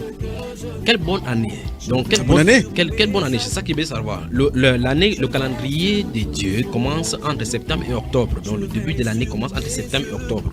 Donc, c'est pour ça que la Bible déclare que, je crois que dans la première partie de l'émission, j'ai lu effectivement Ephésiens au chapitre 4, le verset 17 suivant qui dit: voici ce que j'ai dit et déclare dans le Seigneur, que vous ne devez plus marcher comme marchent les païens. Je crois que cette écriture-ci, permettez-moi de lire le livre de Jérémie au chapitre 10. Jérémie au chapitre 10. Je rappelle qu'on est ensemble jusqu'à 19h50 et demain, on sera ensemble de 20h30 à 21h50. On aura affaire à la troisième partie de l'émission sur la fraude dans les entreprises. Écoutez la parole que l'Éternel vous adresse, maison d'Israël. Ça, c'est dans Jérémie au chapitre 10. Ainsi parle l'Éternel: n'imitez pas la voix des nations et ne craignez pas les signes du ciel, parce que les nations les craignent, car les coutumes des peuples ne sont que vanité. On coupe le bois dans la forêt, ainsi de suite. Donc, vous voyez effectivement que deux injonctions sont dites à Dieu ici, par Dieu ici, à la maison d'Israël. Souvenez-vous, dans cette émission et dans plusieurs enseignements, je dis toujours que l'Église a suivi la même route dans l'égarement que l'Église, la nation d'Israël d'antan, qui était sous la coupe de Dieu. Quand Dieu fait sortir le peuple juif en Israël de l'Égypte, il va leur dire clairement que lorsque vous en êtes partis, n'imitez pas les coutumes que vous avez appris dans le pays d'Égypte. Et quand vous serez entré dans le pays, dans le territoire dans lequel vous serez, n'imitez pas les coutumes des peuples qui sont là-bas. Parce que c'est à cause de ces choses-là, les abominations qu'ils ont commises dans leurs coutumes, qui ont fait dans un que la terre les a vomi. Et si vous faites de la même façon, Dieu va vous vomir. Si vous lisez le livre de 2 Rois au chapitre 17, de telles choses vont arriver effectivement. Donc plusieurs fois, Dieu va envoyer des prophètes pour les avertir, ils ne vont pas entendre. Mais dans 2 Rois chapitre 17, à partir du verset 1, la Bible déclare, je vais m'arrêter au verset 7. La Bible déclare: la 12e année d'Akaz, roi de Juda, Osée fils d'Éla régna sur Israël à Samarie. Il régna 9 ans. Il fit ce qui est mal aux yeux de l'Éternel, non pas toutefois comme les rois d'Israël qui avaient été avant lui. Salmanasar, roi d'Assyrie, monta contre lui et Osée lui fit assujetter et lui paya un tribut. Suivez très attentivement. Mais le roi d'Assyrie découvrit une conspiration chez Osée, qui avait envoyé des messagers à So, roi d'Égypte, et qui ne payait plus annuellement le tribut au roi d'Assyrie. Le roi d'Assyrie le fit enfermer et enchaîner dans une prison. Et le roi d'Assyrie parcourut tout le pays et monta contre la Samarie qu'il assiégea pendant 3 ans. La Bible déclare verset 6, écoutez ça attentivement. La 9e année d'Osée, le roi d'Assyrie prit Samarie et emmena Israël captif en Assyrie. Il les fit habiter à Kalak, sur le Kabor, et le fleuve de Gozan et dans les villes des Mèdes. Cela arriva parce que les enfants d'Israël péchaient contre l'Éternel leur Dieu, qui les avait fait monter du pays d'Égypte, de dessous de la main de Pharaon, roi d'Égypte, et parce qu'ils craignaient d'autres dieux. il suivit les coutumes des nations que l'Éternel avait chassées devant les enfants d'Israël et celles que les rois d'Israël avaient établies. Les enfants d'Israël firent en secret contre l'Éternel leur Dieu des choses qui ne sont pas bien. Il s'est bâti des hauts lieux dans toutes leurs villes, depuis les tours de Gad jusqu'aux villes de Fort. Lorsqu'on parlait de témoins de Jéhovah, on avait touché cette notion de tours de Gad, d'où c'est sorti.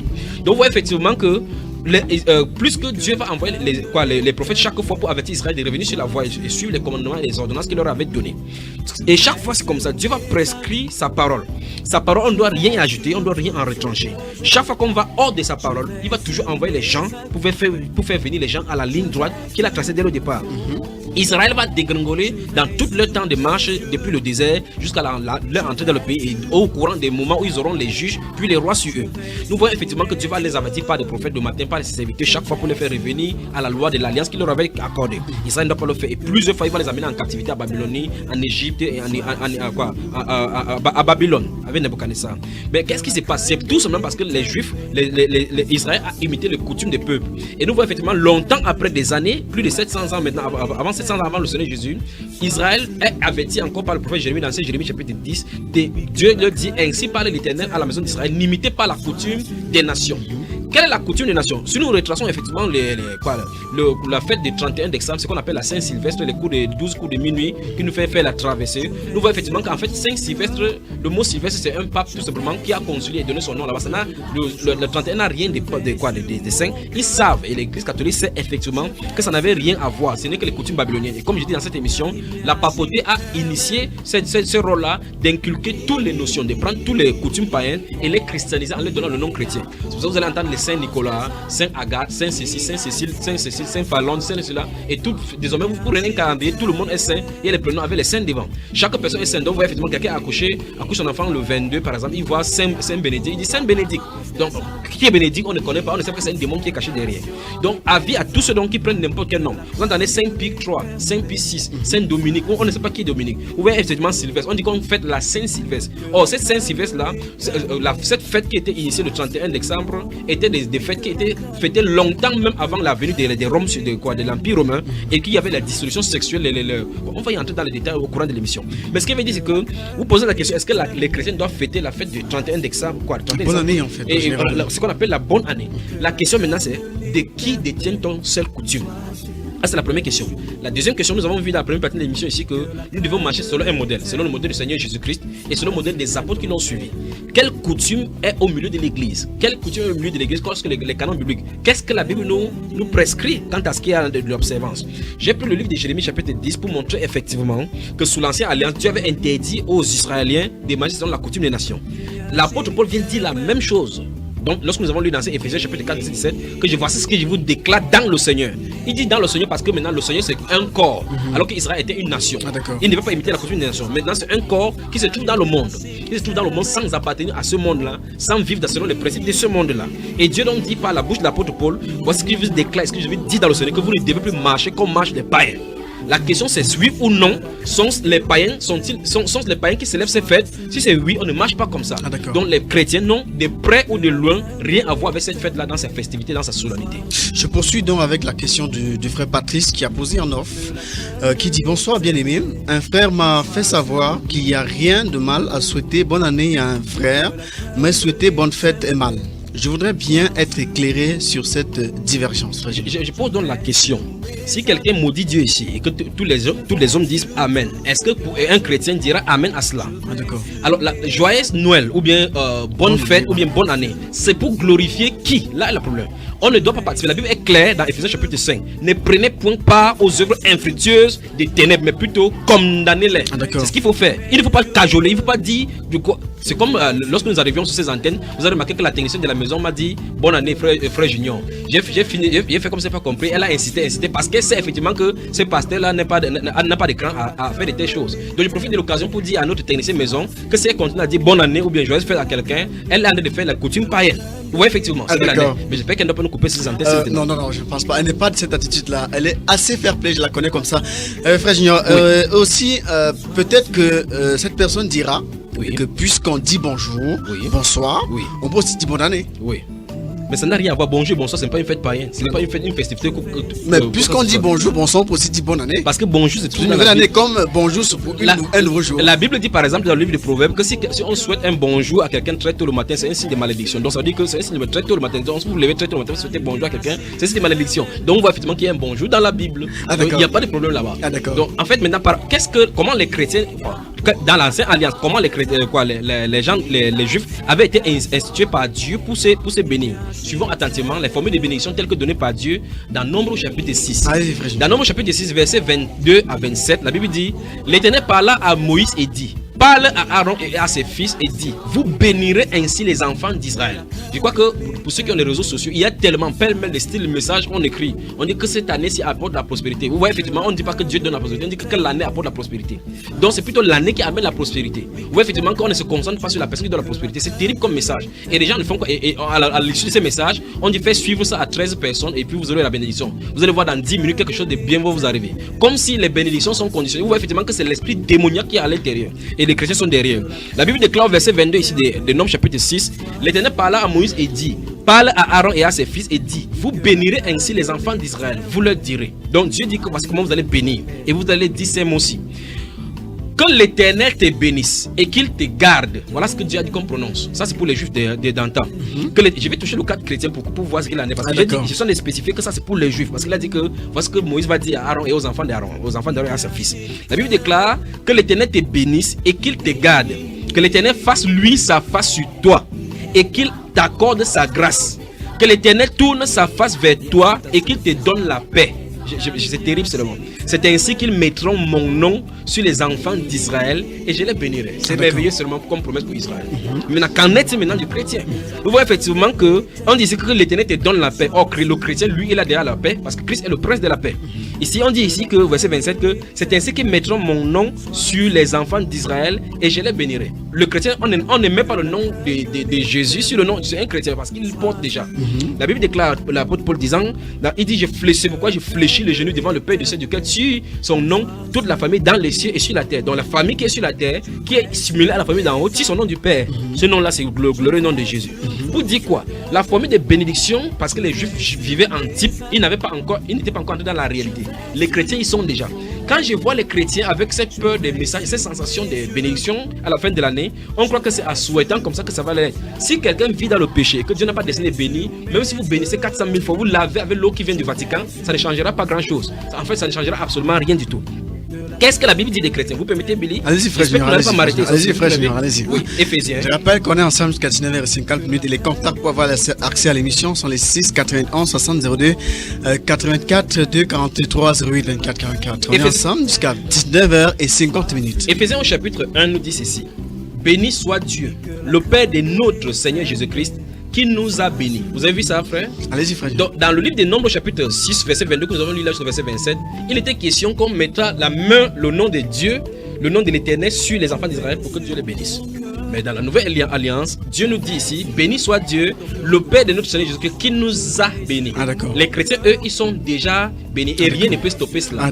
C'est parce que les gens ont peur et les gens ne vivent pas avec Dieu. Dieu n'est pas avec les gens qui veulent s'en convaincre avec les messages. Que envoie ces messages à 10 personnes, tu vas voir ce qui va t'arriver. Et dans les boîtes email et dans les messages WhatsApp, sur Skype, et ainsi de suite, il y a de telles choses là. Maintenant, la Bible déclare ici que qui nous a bénis de toutes sortes de bénédictions spirituelles dans les lieux célestes en Christ, ça se trouve en Christ. Si quelqu'un essaie de concocter des messages pour avoir des bénédictions, il ne se trouve pas en Christ. Parce que ceux qui sont en Christ sont déjà bénis. C'est ce que la Bible nous déclare. En lui, Dieu nous a élus avant la fondation du monde. Donc, quand Dieu fait son élection, son choix souverain, si tu n'étais pas là, ferme le WhatsApp, cesse de WhatsApper. D'accord.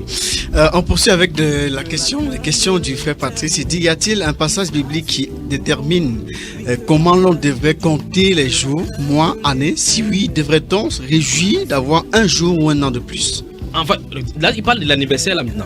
Nous voyons effectivement que dans le livre prenons un exemple simple, dans Exode au chapitre 13 là, Exode, vous permettez que je prenne Exode au chapitre 13, bien aimé, et ce sont des bonnes questions aujourd'hui. J'ai comme l'impression qu'ils ont réservé ces questions, c'est pour l'année, la soirée du passage, pour pouvoir les bombarder. Il demande d'abord s'il y a un moyen de compter les jours et années. Effectivement, il y en a un moyen de compter. Sinon, comment les Juifs pouvaient savoir que voici ce qui a été observé à tel Peut-être qu'il voudrait savoir ce moyen de compter. Alors maintenant, s'il veut savoir, c'est là où il faut entrer effectivement dans la Bible. Je vais prendre tout simplement par rapport à l'institution de la Pâque.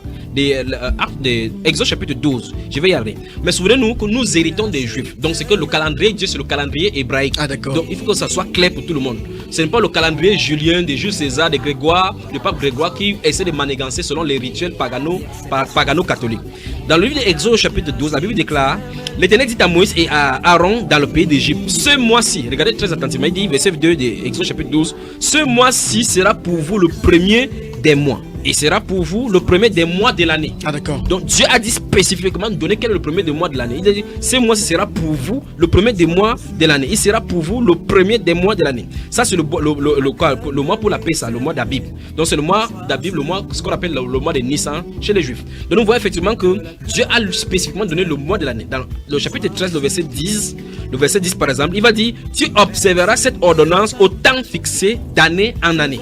Donc c'est quelque chose pour rappeler en souvenir. Donc en quelque sorte la commémoration, bien l'anniversaire de cette chose-là. Ah, d'accord. Une chose qu'on fait une année et l'année d'après on fait la même chose. Encore, oui. Donc s'il n'y a pas de repérage dans le temps, on ne peut pas savoir en quelle année on va faire. C'est pour ça que vous allez voir Père, même dans les Écritures, on va dire que c'était le moment de Pâques et jusqu'à monter à Jérusalem avec ses parents. Parce qu'on saurait exactement comment ça tombait. Ah, d'accord. C'est pour ça qu'il faut faire la distinction entre les styles de calendrier. Le calendrier grégorien c'est un calendrier solaire, alors que le calendrier par exemple chinois c'est un calendrier lunaire, comme le calendrier musulman également. Donc il faut qu'on fasse attention, et Dieu a dit clairement qu'il a fait les grands luminaires, 2 grands luminaires pour marquer des temps et des saisons. C'est pour ça qu'on compte là-bas. Mais le problème c'est que les païens ont utilisé le calendrier grégorien et c'est à leur fête. Prenez seulement les calendriers où il y a les païens qui célèbrent les anniversaires. Les anniversaires, Ah, et toutes ces choses. Là, c'est grégorien plutôt. C'est du calendrier grégorien qu'on prend toutes ces choses-là pour le faire. Ah, d'accord. Dans la Bible, vous ne verrez pas de telles choses. Et qu'en est-il, Seigneur, frère Junior, du chrétien? Du chrétien qu'il veut faire son anniversaire. Vous voulez dire, Parce qu'il demande si lui devrait-on se réjouir d'avoir une journée ou un an de plus. On devrait plutôt fêter le fait qu'on est proche de la mort, ou bien qu'on est mort avec le Seigneur Jésus-Christ. Parce que le Seigneur Jésus-Christ en a fêté.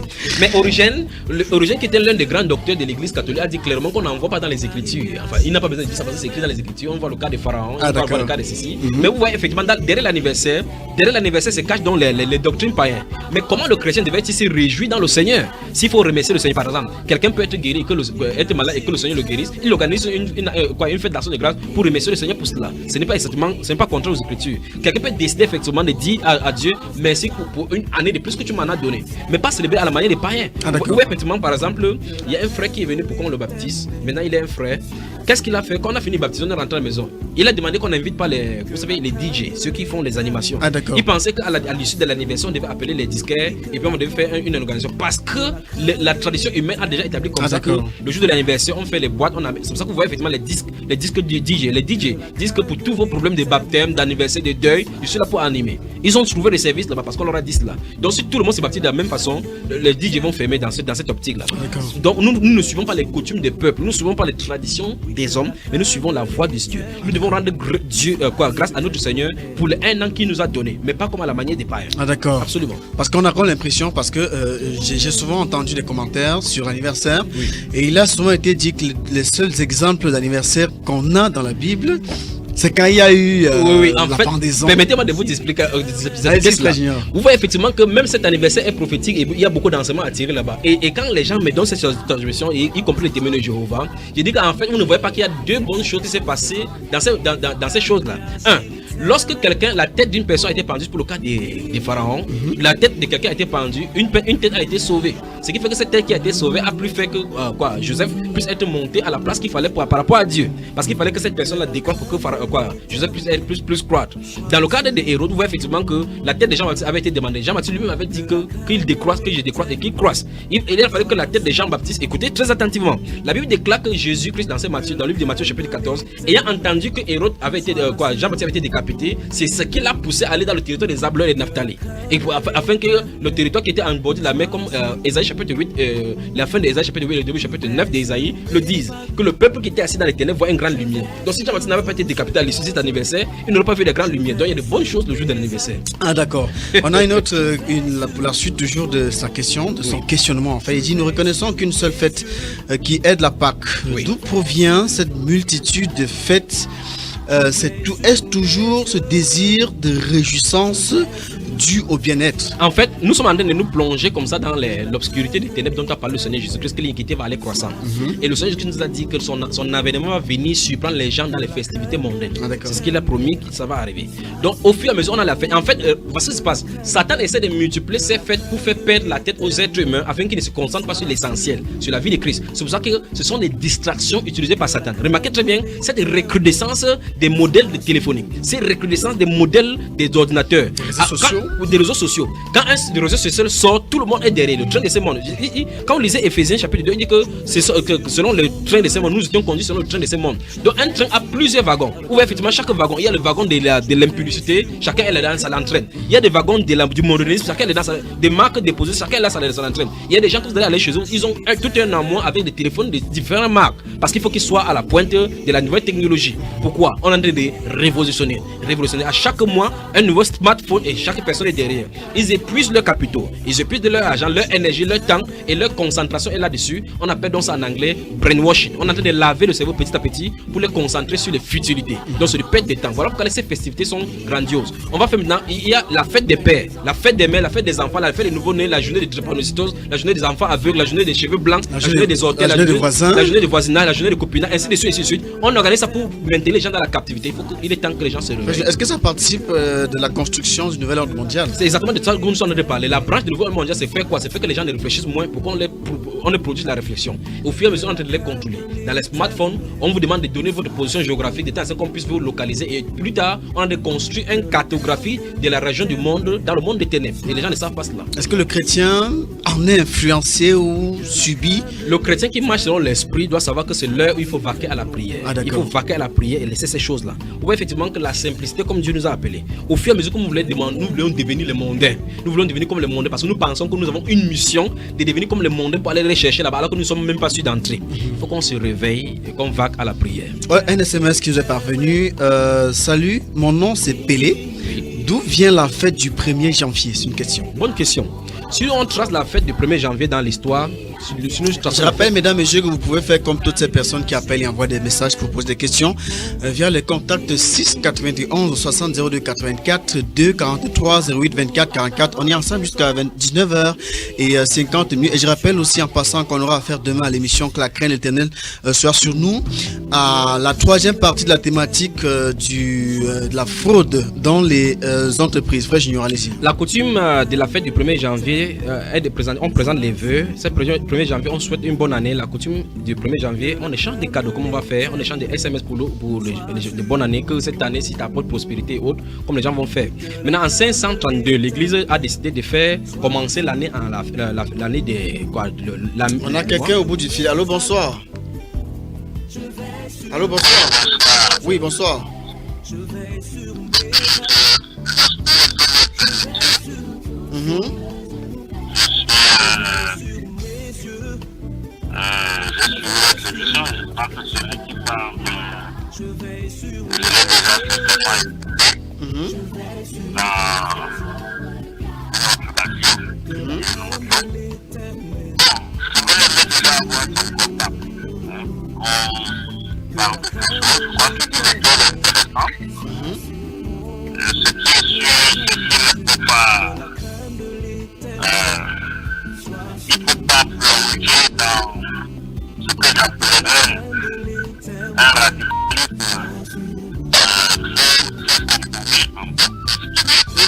Monsieur, quelle est votre préoccupation particulièrement? Parce que pour le contact, vous pouvez appeler à la fin de l'émission pour avoir son contact si possible. Et pour l'instant, on est à l'émission, on voudrait avoir votre participation, soit une question, soit un témoignage d'intérêt que vous avez à l'égard de l'émission. Ah d'accord.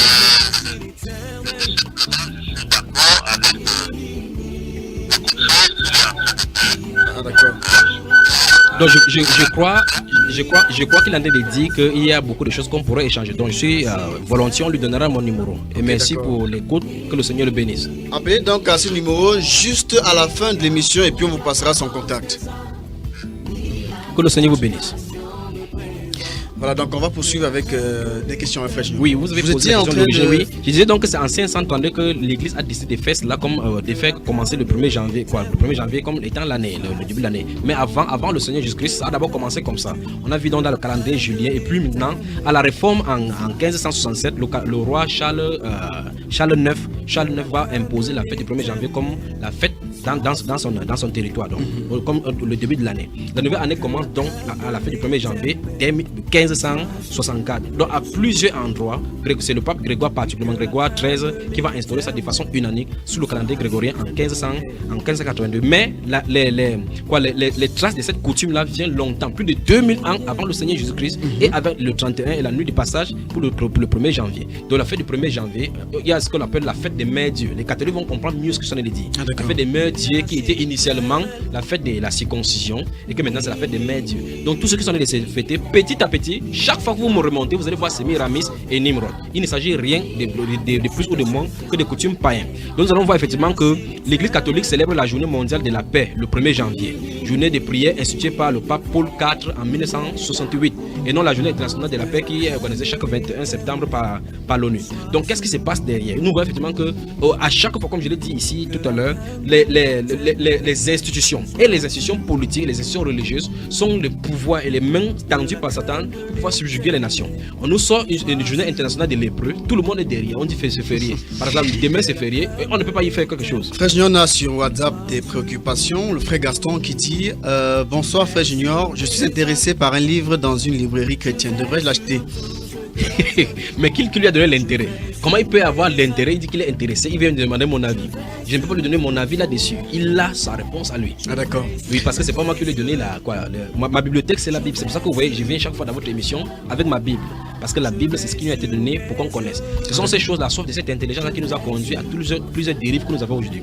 Avez-vous remarqué qu'au courant des siècles que les premiers chrétiens vivaient, ils avaient seulement les parchemins, c'est-à-dire les petites portions de cette écriture que nous avons maintenant. Nous les avons maintenant compilées. Bien que certains groupuscules veulent dire qu'on a laissé l'évangile de Marie de Magdala, l'évangile de Thomas, l'évangile de Barnabas, ainsi de suite. Mais Dieu, il a plu au Seigneur Dieu du ciel de préserver ces 66 livres que nous avons maintenant afin que nous connaissions ce qui est de lui. Donc s'il dit qu'il est allé dans une librairie chrétienne, je ne sais pas en quoi la librairie a des chrétiens. Mais la Bible est suffisante pour que nous connaissions ce qui est de Dieu. Donc vous déconseillez forcément? Je ne déconseille pas, je donne seulement mon avis par rapport à la Bible. Ah d'accord. La Bible dit oui. Ah, je vais tout simplement dire que les chrétiens lisaient la Bible et ils n'avaient pas la totalité de la Bible que nous avons. Ah d'accord. Ils avaient des parchemins et ils bouleversaient le monde. Et vous lisez-vous? Est-ce que il vous arrive parfois de lire les livres d'autres? J'ai mis mon nez partout, selon la mission que Dieu m'a donnée. Ah d'accord. Je conseille aux gens de lire la Bible. Et quand vous voulez vous instruire, c'est la Bible? C'est mon document d'instruction. Ah d'accord. Mon manuel d'instruction et ma direction.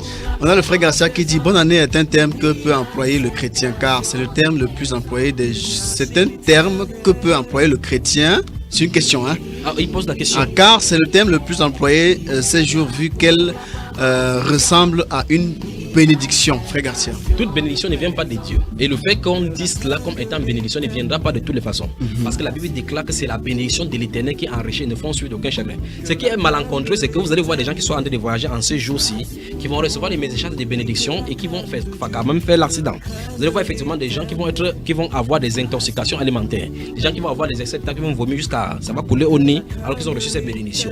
Les enfants de Dieu ne sont pas conditionnés par des fêtes ni par des bénédictions extérieures. Ah, mais comme nous avons lu dans l'Éphésiens au chapitre 1, le verset 3 et suivant, ils sont déjà bénis. Ils n'ont pas besoin d'une formule extérieure pour être bénis. Et c'est donc pour cela que personne ne peut les maudire. C'est pour ça que personne ne peut empêcher la bénédiction. C'est pour ça que personne ne peut obstruer ce que Dieu a décidé de faire dans les enfants de Dieu, parce qu'ils sont entre les mains de Dieu. Et la Bible donc dit dans Romains au chapitre 8, verset 22 et suivant, que nous savons du reste que toute chose concourt au bien de ceux qui aiment Dieu. Donc quand bien même les choses qui semblent mauvaises arrivent dans la vie des enfants de Dieu, c'est Dieu qui est au contrôle de cela. On a le frère Garcia qui revient et dit Ecclésiaste 3:4, un temps pour pleurer, un temps pour rire, un temps pour se lamenter, un temps pour danser. Selon le verset ci-dessus, la parole nous dit qu'il y a pour toute chose. J'aimerais savoir si le temps pour rire et danser ne consiste-t-il pas à se réjouir. On a quelqu'un qui appelle. C'est exactement ce que la Bible déclare dans ce livre des Philippiens, que réjouissez-vous dans le Seigneur. Allô, bonsoir au téléphone. Oui, comment est-ce qu'on vous appelle? Le frère Alexis, je crois. Oui, le frère Alexis. On vous écoute, le frère Alexis, pour la suite. Il parle un peu fort.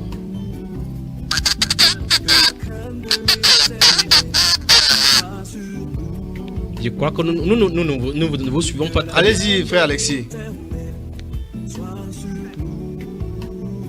Voilà, c'est un peu compliqué avec le frère Alexis. On vous écoute, frère Alexis, allez-y, votre préoccupation.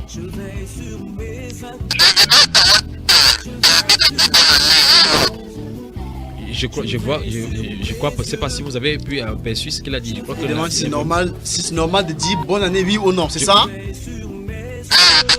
Il demande si c'est normal de dire bonne année, oui ou non. Je pense bien que c'est une question qui a été largement répondue. Oui, mais je crois peut-être que s'il a posé la question, ça suppose qu'il n'a pas suivi cela en cours. J'ai pris des deux alliances. Dans la première alliance, j'ai dit dans Nombre chapitre 6, verset 22 et à 23, comment Dieu avait demandé que les Juifs mettent la bénédiction sur le peuple d'Israël. Et remarquez que ce n'est pas n'importe qui devait dire. C'est que j'ai oublié, c'est le Saint-Esprit qui permet qu'ils viennent comme ça pour qu'on le dise. Remarquez que la parole a été donnée à Aaron et à ses fils, parce que c'est Aaron et ses fils qui devaient être à la sacrificature.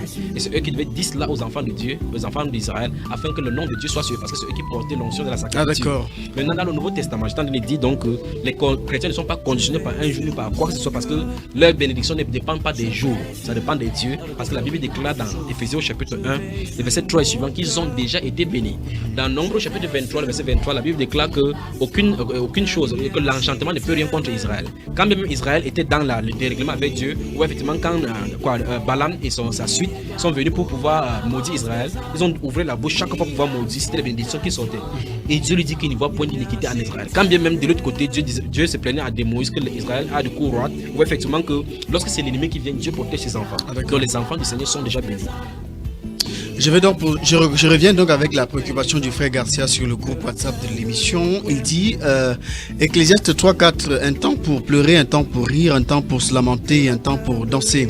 Selon le verset ci-dessus, la parole nous dit qu'il y a pour toutes choses. J'aimerais savoir si le temps pour rire et danser ne consiste-t-il pas à se réjouir de la grâce d'être vivant à la nouvelle année, car pour cela on a de multiples réveillons dans des églises de renom avec des séances de bénédiction et de miracles. Oui. J'aimerais aussi savoir si ce motif est valable pour justifier et tolérer tous ces réjouissances telles qu'on y voit à 16 heures partout, frère Garcia. Voilà. Vous remarquez que dans des émissions, j'ai dit chaque fois que les hérésies sortent de la Bible. Donc effectivement, comme il a coté cette partie de l'Ecclésiaste, on peut effectivement coter effectivement comme ça pour pouvoir justifier ce qu'on a fait. Maintenant, s'il était en Chine, que dira-t-il là-dedans? Puisque la nouvelle année de la Chine, c'est pas à ce jour-ci, c'est pas le 1er janvier. Qu'est-ce qu'il va dire? S'il est en territoire d'Israël, il ne verra que dalle. Donc vous voyez effectivement que selon le moment géographique sur la terre, on aura des différentes dates. Vous voyez, il faut qu'on revient à l'autre. Dans ces Ecclésiastes qu'il a décidé, il était question également d'un temps pour sauver, un temps pour perdre ce qu'on a sauvé. Maintenant, ça veut dire qu'il faut qu'on se réjouisse au moment où on a perdu quoi que ce soit. Non, c'est pas comme ça. Le chrétien n'est pas assujetti. Je recommence encore par cela. Mais la Bible déclare réjouissez-vous. La Bible n'a pas tout le monde dit de se réjouir. Il a dit réjouissez-vous dans le Seigneur. Dans le Seigneur, il y a de la réjouissance. C'est pas pour dire que le chrétien va vivre dans la tristesse. Lorsque nous voyons seulement ce que Dieu fait pour nous chaque jour, la Bible déclare qu'on chante sous l'inspiration de la grâce. Toutes les bénédictions que Dieu nous redonne, le souffle de vie. Le chrétien, en fait, le chrétien est celui-là qui doit à chaque fois rendre grâce à Dieu pour chaque événement, parce que chaque événement de sa vie, il voit la main de Dieu dans la marche qu'il marche avec le Seigneur. Il y a des mondains qui voyagent, quand ils voyagent, ils quittent un lieu à un autre, ils voyagent, ils croient que c'est évident, qu'il a dû marcher par ses propres forces parce qu'il a trop bien conduit pour y arriver, ou bien parce que son chauffeur l'a bien conduit pour pouvoir arriver. Mais le chrétien saura que c'est Dieu qui l'a transporté d'un point à un autre. Lorsque le mondain va travailler, il va gagner de son argent, il va dire c'est parce que j'ai trop fréquenté que j'ai de cet argent-ci, parce que j'ai trop fréquenté que j'ai bâti tel empire comme Nebuchadnezzar l'a fait. Mais celui qui est de Dieu, qui craint Dieu, saura que c'est par la grâce de Dieu qu'il a obtenu et rendra grâce à Dieu. Donc, on voit effectivement que à chaque fois, le chrétien est celui-là qui peut exprimer, comme Hébreux chapitre 13, le verset 14 suivant le dit, que par Jésus, qu'on rende des multiplications de grâce à Dieu, des louanges, c'est-à-dire les sacrifices des fruits qui confessent son nom. Le chrétien doit le faire et c'est le chrétien qui peut le faire, exprimer par le Saint-Esprit. Et donc, ces réjouissances qui sont inscrites ne sont pas festives, solennelles. Ça peut être festif et solennel, mais je ne dis que l'engouement, la solennité qui se trouve dehors dans un endroit où il y a cette tension de la cupidité et de marmonisme dehors en plein là, c'est tout simplement démoniaque. Ah, le chrétien ne le fait pas de façon solennelle de façon périodique, mais c'est quelque chose de réjouissant de chaque jour. La Bible déclare que soyez toujours joyeux, par exemple. Vous voyez effectivement, donc il n'y a pas de moment où le chrétien doit être joyeux, doit être triste. Il dit soyez toujours joyeux. Quand bien même il y a des événements, c'est pour cela que dans ce sens qu'il dit tout à l'heure, que Romains chapitre 8 dit en toute chose que nous savons que du reste que toute chose concourt au bien de ceux qui aiment Dieu. Il n'a pas dit toute chose concourt au bien de tout le monde. Il dit ceux qui aiment Dieu, virgule, et ceux qui sont appelés selon son dessein. Ceux qui sont appelés selon son dessein, la Bible déclare que si on a besoin de n'importe quoi dans Philippiens chapitre 4, verset 6 et 7, il dit que faites connaître vos besoins à Dieu par des prières, des supplications. Veillez avec action de grâce et la paix de Christ qui surpasse toute connaissance gardera vos cœurs et vos pensées en Christ. Vous voyez. Donc les chrétiens, Jésus-Christ a dit dans le livre de Jean chapitre 14 verset 1, il dit croyez en Dieu et croyez en moi. clairement que votre cœur ne se trouble point. Il dit que votre cœur ne se trouble point. Donc le monde peut aller en palpitation, des palpitations en palpitations, des crises cardiaques en crises cardiaques, des AVC en AVC. Mais pour le chrétien, il a son espérance parce que son âme et son ancre, c'est sur le Seigneur Jésus-Christ qui est un lieu sûr. Ah d'accord. Et frère Junior, en gros, oui. Quel est le Dieu donc qui est caché derrière toutes ces manifestations qui se trouvent partout, dehors, dans toutes les villes, toutes les places publiques aujourd'hui? C'est le Dieu des festivités et de la sourdine. Et dans les maisons des mains. Absolument. Puisqu'en réalité, les gens le célèbrent beaucoup. Il y a beaucoup de personnes qui suivent seulement le train. Vous remarquez bien, le train passe, vous pouvez vous accrocher sur le train, vous êtes en train, vous ne savez pas quelle direction vous êtes en train d'entraîner. Mais la Bible déclare que, permettez-moi de lire encore. Allez-y, frère Junior. Je prends Éphésiens. Je rappelle qu'Élise Tondé, toujours à la Polytechnique de l'émission. On est ensemble jusqu'à 21h, jusqu'à 19h, pardon, et 50 minutes. Bonsoir et bienvenue à vous si vous venez de prendre l'émission en cours. C'est le programme spécial de l'émission Que la crainte de l'Éternel soit sur nous tous les vendredis, 20h30, 21h50 minutes. Allez-y, frère Junior. Puisse Dieu faire permettre à notre technicien de la maison de prendre le train du Seigneur Jésus-Christ. La Bible déclare dans Éphésiens au chapitre 2, remarquez très attentivement, au verset 1, il dit: vous étiez morts par vos offenses et par vos péchés. Il dit, on était morts. Ça, c'est aux païens qu'il a de s'adresser. Dans lesquels vous marchez autrefois selon le train de ces mondes. Donc, le monde a un train. Donc, le monde a un rythme. Ça suit un rythme, ça suit un train. Il y a un wagon. Le conducteur, c'est Satan. Et ça entraîne. Chaque wagon, je dis bien, c'est un train qui n'a pas de feu. Vous citez n'importe quoi, vous êtes dans un wagon. Les wagons sont écrits. Il y a des gens, il y a des filles avec des courtes jupes, les faux cheveux. Ils ont un wagonnet où les femmes de courtes jupes sont là-bas. DVD, ventre et dos dehors. Tout ça, ils ont un train. Il y a le train maintenant, les homosexuels, ils sont à l'intérieur. Le train de la religion, des nuits de la traversée. Chaque personne est dans le train. Il dit que dans ce train-là, dans lesquels vous marchez autrefois, selon le train de ce monde, selon le prince de la puissance de l'air. On dit que ce train-là, c'est le prince de la puissance de l'air qui conduit ce train-là. Et après, il dit, et l'esprit, vous me posez la question, qu'est-ce qui agit maintenant? Et l'esprit qui agit maintenant dans les fils de la rébellion. Ah, d'accord.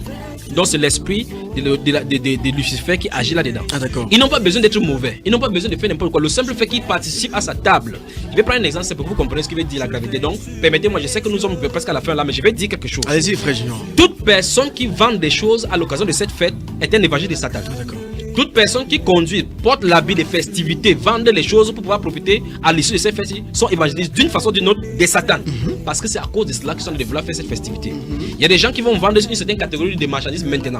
Des jouets d'enfants, des styles d'habits pour le Noël. Vous avez les chapeaux rouges avec les choses ici. Vous êtes dans une boutique, on a orné avec les arbres verts. Ce sont des mêmes prostituées. Les mêmes prostituées que Dieu a dénoncées sur Israël en disant que vous ont sacrifié des enfants sur tout arbre vert. Est-ce qu'il en va de même avec les éleveurs qui attendent cette période pour élever des poules ou des porcs pour vendre à l'occasion de ces festivités, frère Junior? Nous y voilà. Vous touchez encore un autre point là maintenant. Vous allez voir effectivement dans cette festivité, on va zigouiller les poulets. Et en fait, je vais le dire les poussins. Qu'est-ce qui arrive en cette période-ci? Vous voyez, Satan a un plan de destruction massive des êtres humains.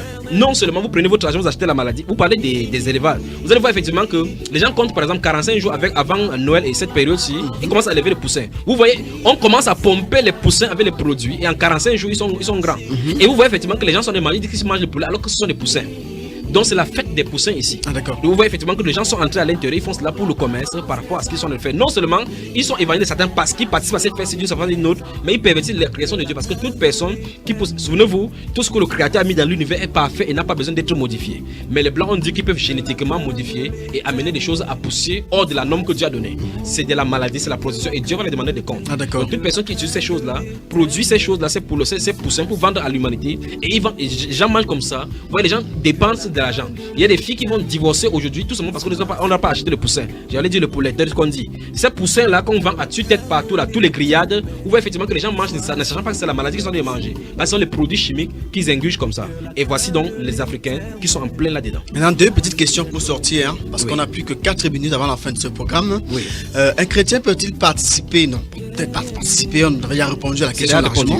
Assister ou organiser, non, peut-être pas organiser, mais assister à un réveillon ou à une nuit de traversée. Bon, qu'est-ce qu'on appelle nuit de traversée? Vous voyez la similitude, si nous prenons le cas des religieux maintenant, dans toutes les dénominations, sans exception, cette nuit-ci, il y aura une nuit de prière, une nuit de réveillon. On va proclamer bénédiction sur les gens et les gens, et on sait que les gens ont peur par rapport à ce qui va arriver. D'autres vont prendre les billets de l'argent, mettre dans les enveloppes et cracher là-dessus en disant que ceci enlève toutes mes bénédictions, mes malédictions de l'année prochaine, de cette année, et puis que les bénédictions viennent. Ils savent que les gens vont faire comme ça et ils vont user, ils vont entrer dans la Bible, prendre n'importe quel verset pour toi pour avoir c'est de la cupidité tout simplement. Mais je vais dire ceci, le peuple juif a traversé la même mort une fois pour toutes, ils sont entrés à Canaan. Mais depuis que quelqu'un dit qu'il est chrétien, chaque année il traverse. Je ne sais pas combien de jours il y en a. Il faut délivrer les pasteurs et les gens qui font de telles choses. Donc c'est une abjection devant Dieu, une abomination. Abomination, non seulement abomination, mais c'est du vol organisé. Ah d'accord. Il y a des gens qui aiment qu'on les vole. Et les maintenant, gens qui aiment qu'on les soutient de l'argent. Et maintenant, frère Junior, pour le cas des réveillons dans les quartiers, il y a des personnes qui se regroupent, voisins, c'est exactement avec voisins. C'est exactement ce qu'on faisait lors des festivités sous Nimrod. C'est ce qu'on faisait effectivement dans ces royaumes babyloniens. Mais ils achètent un feu d'artifice par exemple. Absolument, et mettent même des bougies, d'autres se recueillent avec dans la famille. 3h55 qui comptent jusqu'à... On bombarde en disant que on a vu décembre, on a vu la nouvelle année. Oui. Le chrétien doit-il assister à cela, frère? Il assiste pour célébrer qui? Là est la question. Qui l'a inspiré? Là est la question. Si on détermine qui l'a inspiré, on va savoir si oui ou non le chrétien doit inspirer. En fait, je crois que l'une des personnes a dit dans une de ces questions là-bas, c'est que la Bible dit que la seule fête chrétienne, et souvenez-vous de cette parole du Seigneur. Voici ce que je déclare et ce que je le dis dans le Seigneur. Vous ne devez plus marcher comme les païens. Ils disent qu'ils ont l'intelligence obscurcie. Donc, quand bien même les festivités que les païens vont organiser, ces festivités sont vraiment obscurcies parce qu'ils n'ont pas la crainte de Dieu, ils n'ont pas la vie de Dieu en eux. Et par conséquent, s'ils n'ont pas la vie de Dieu, c'est les ténèbres qui sont là-bas.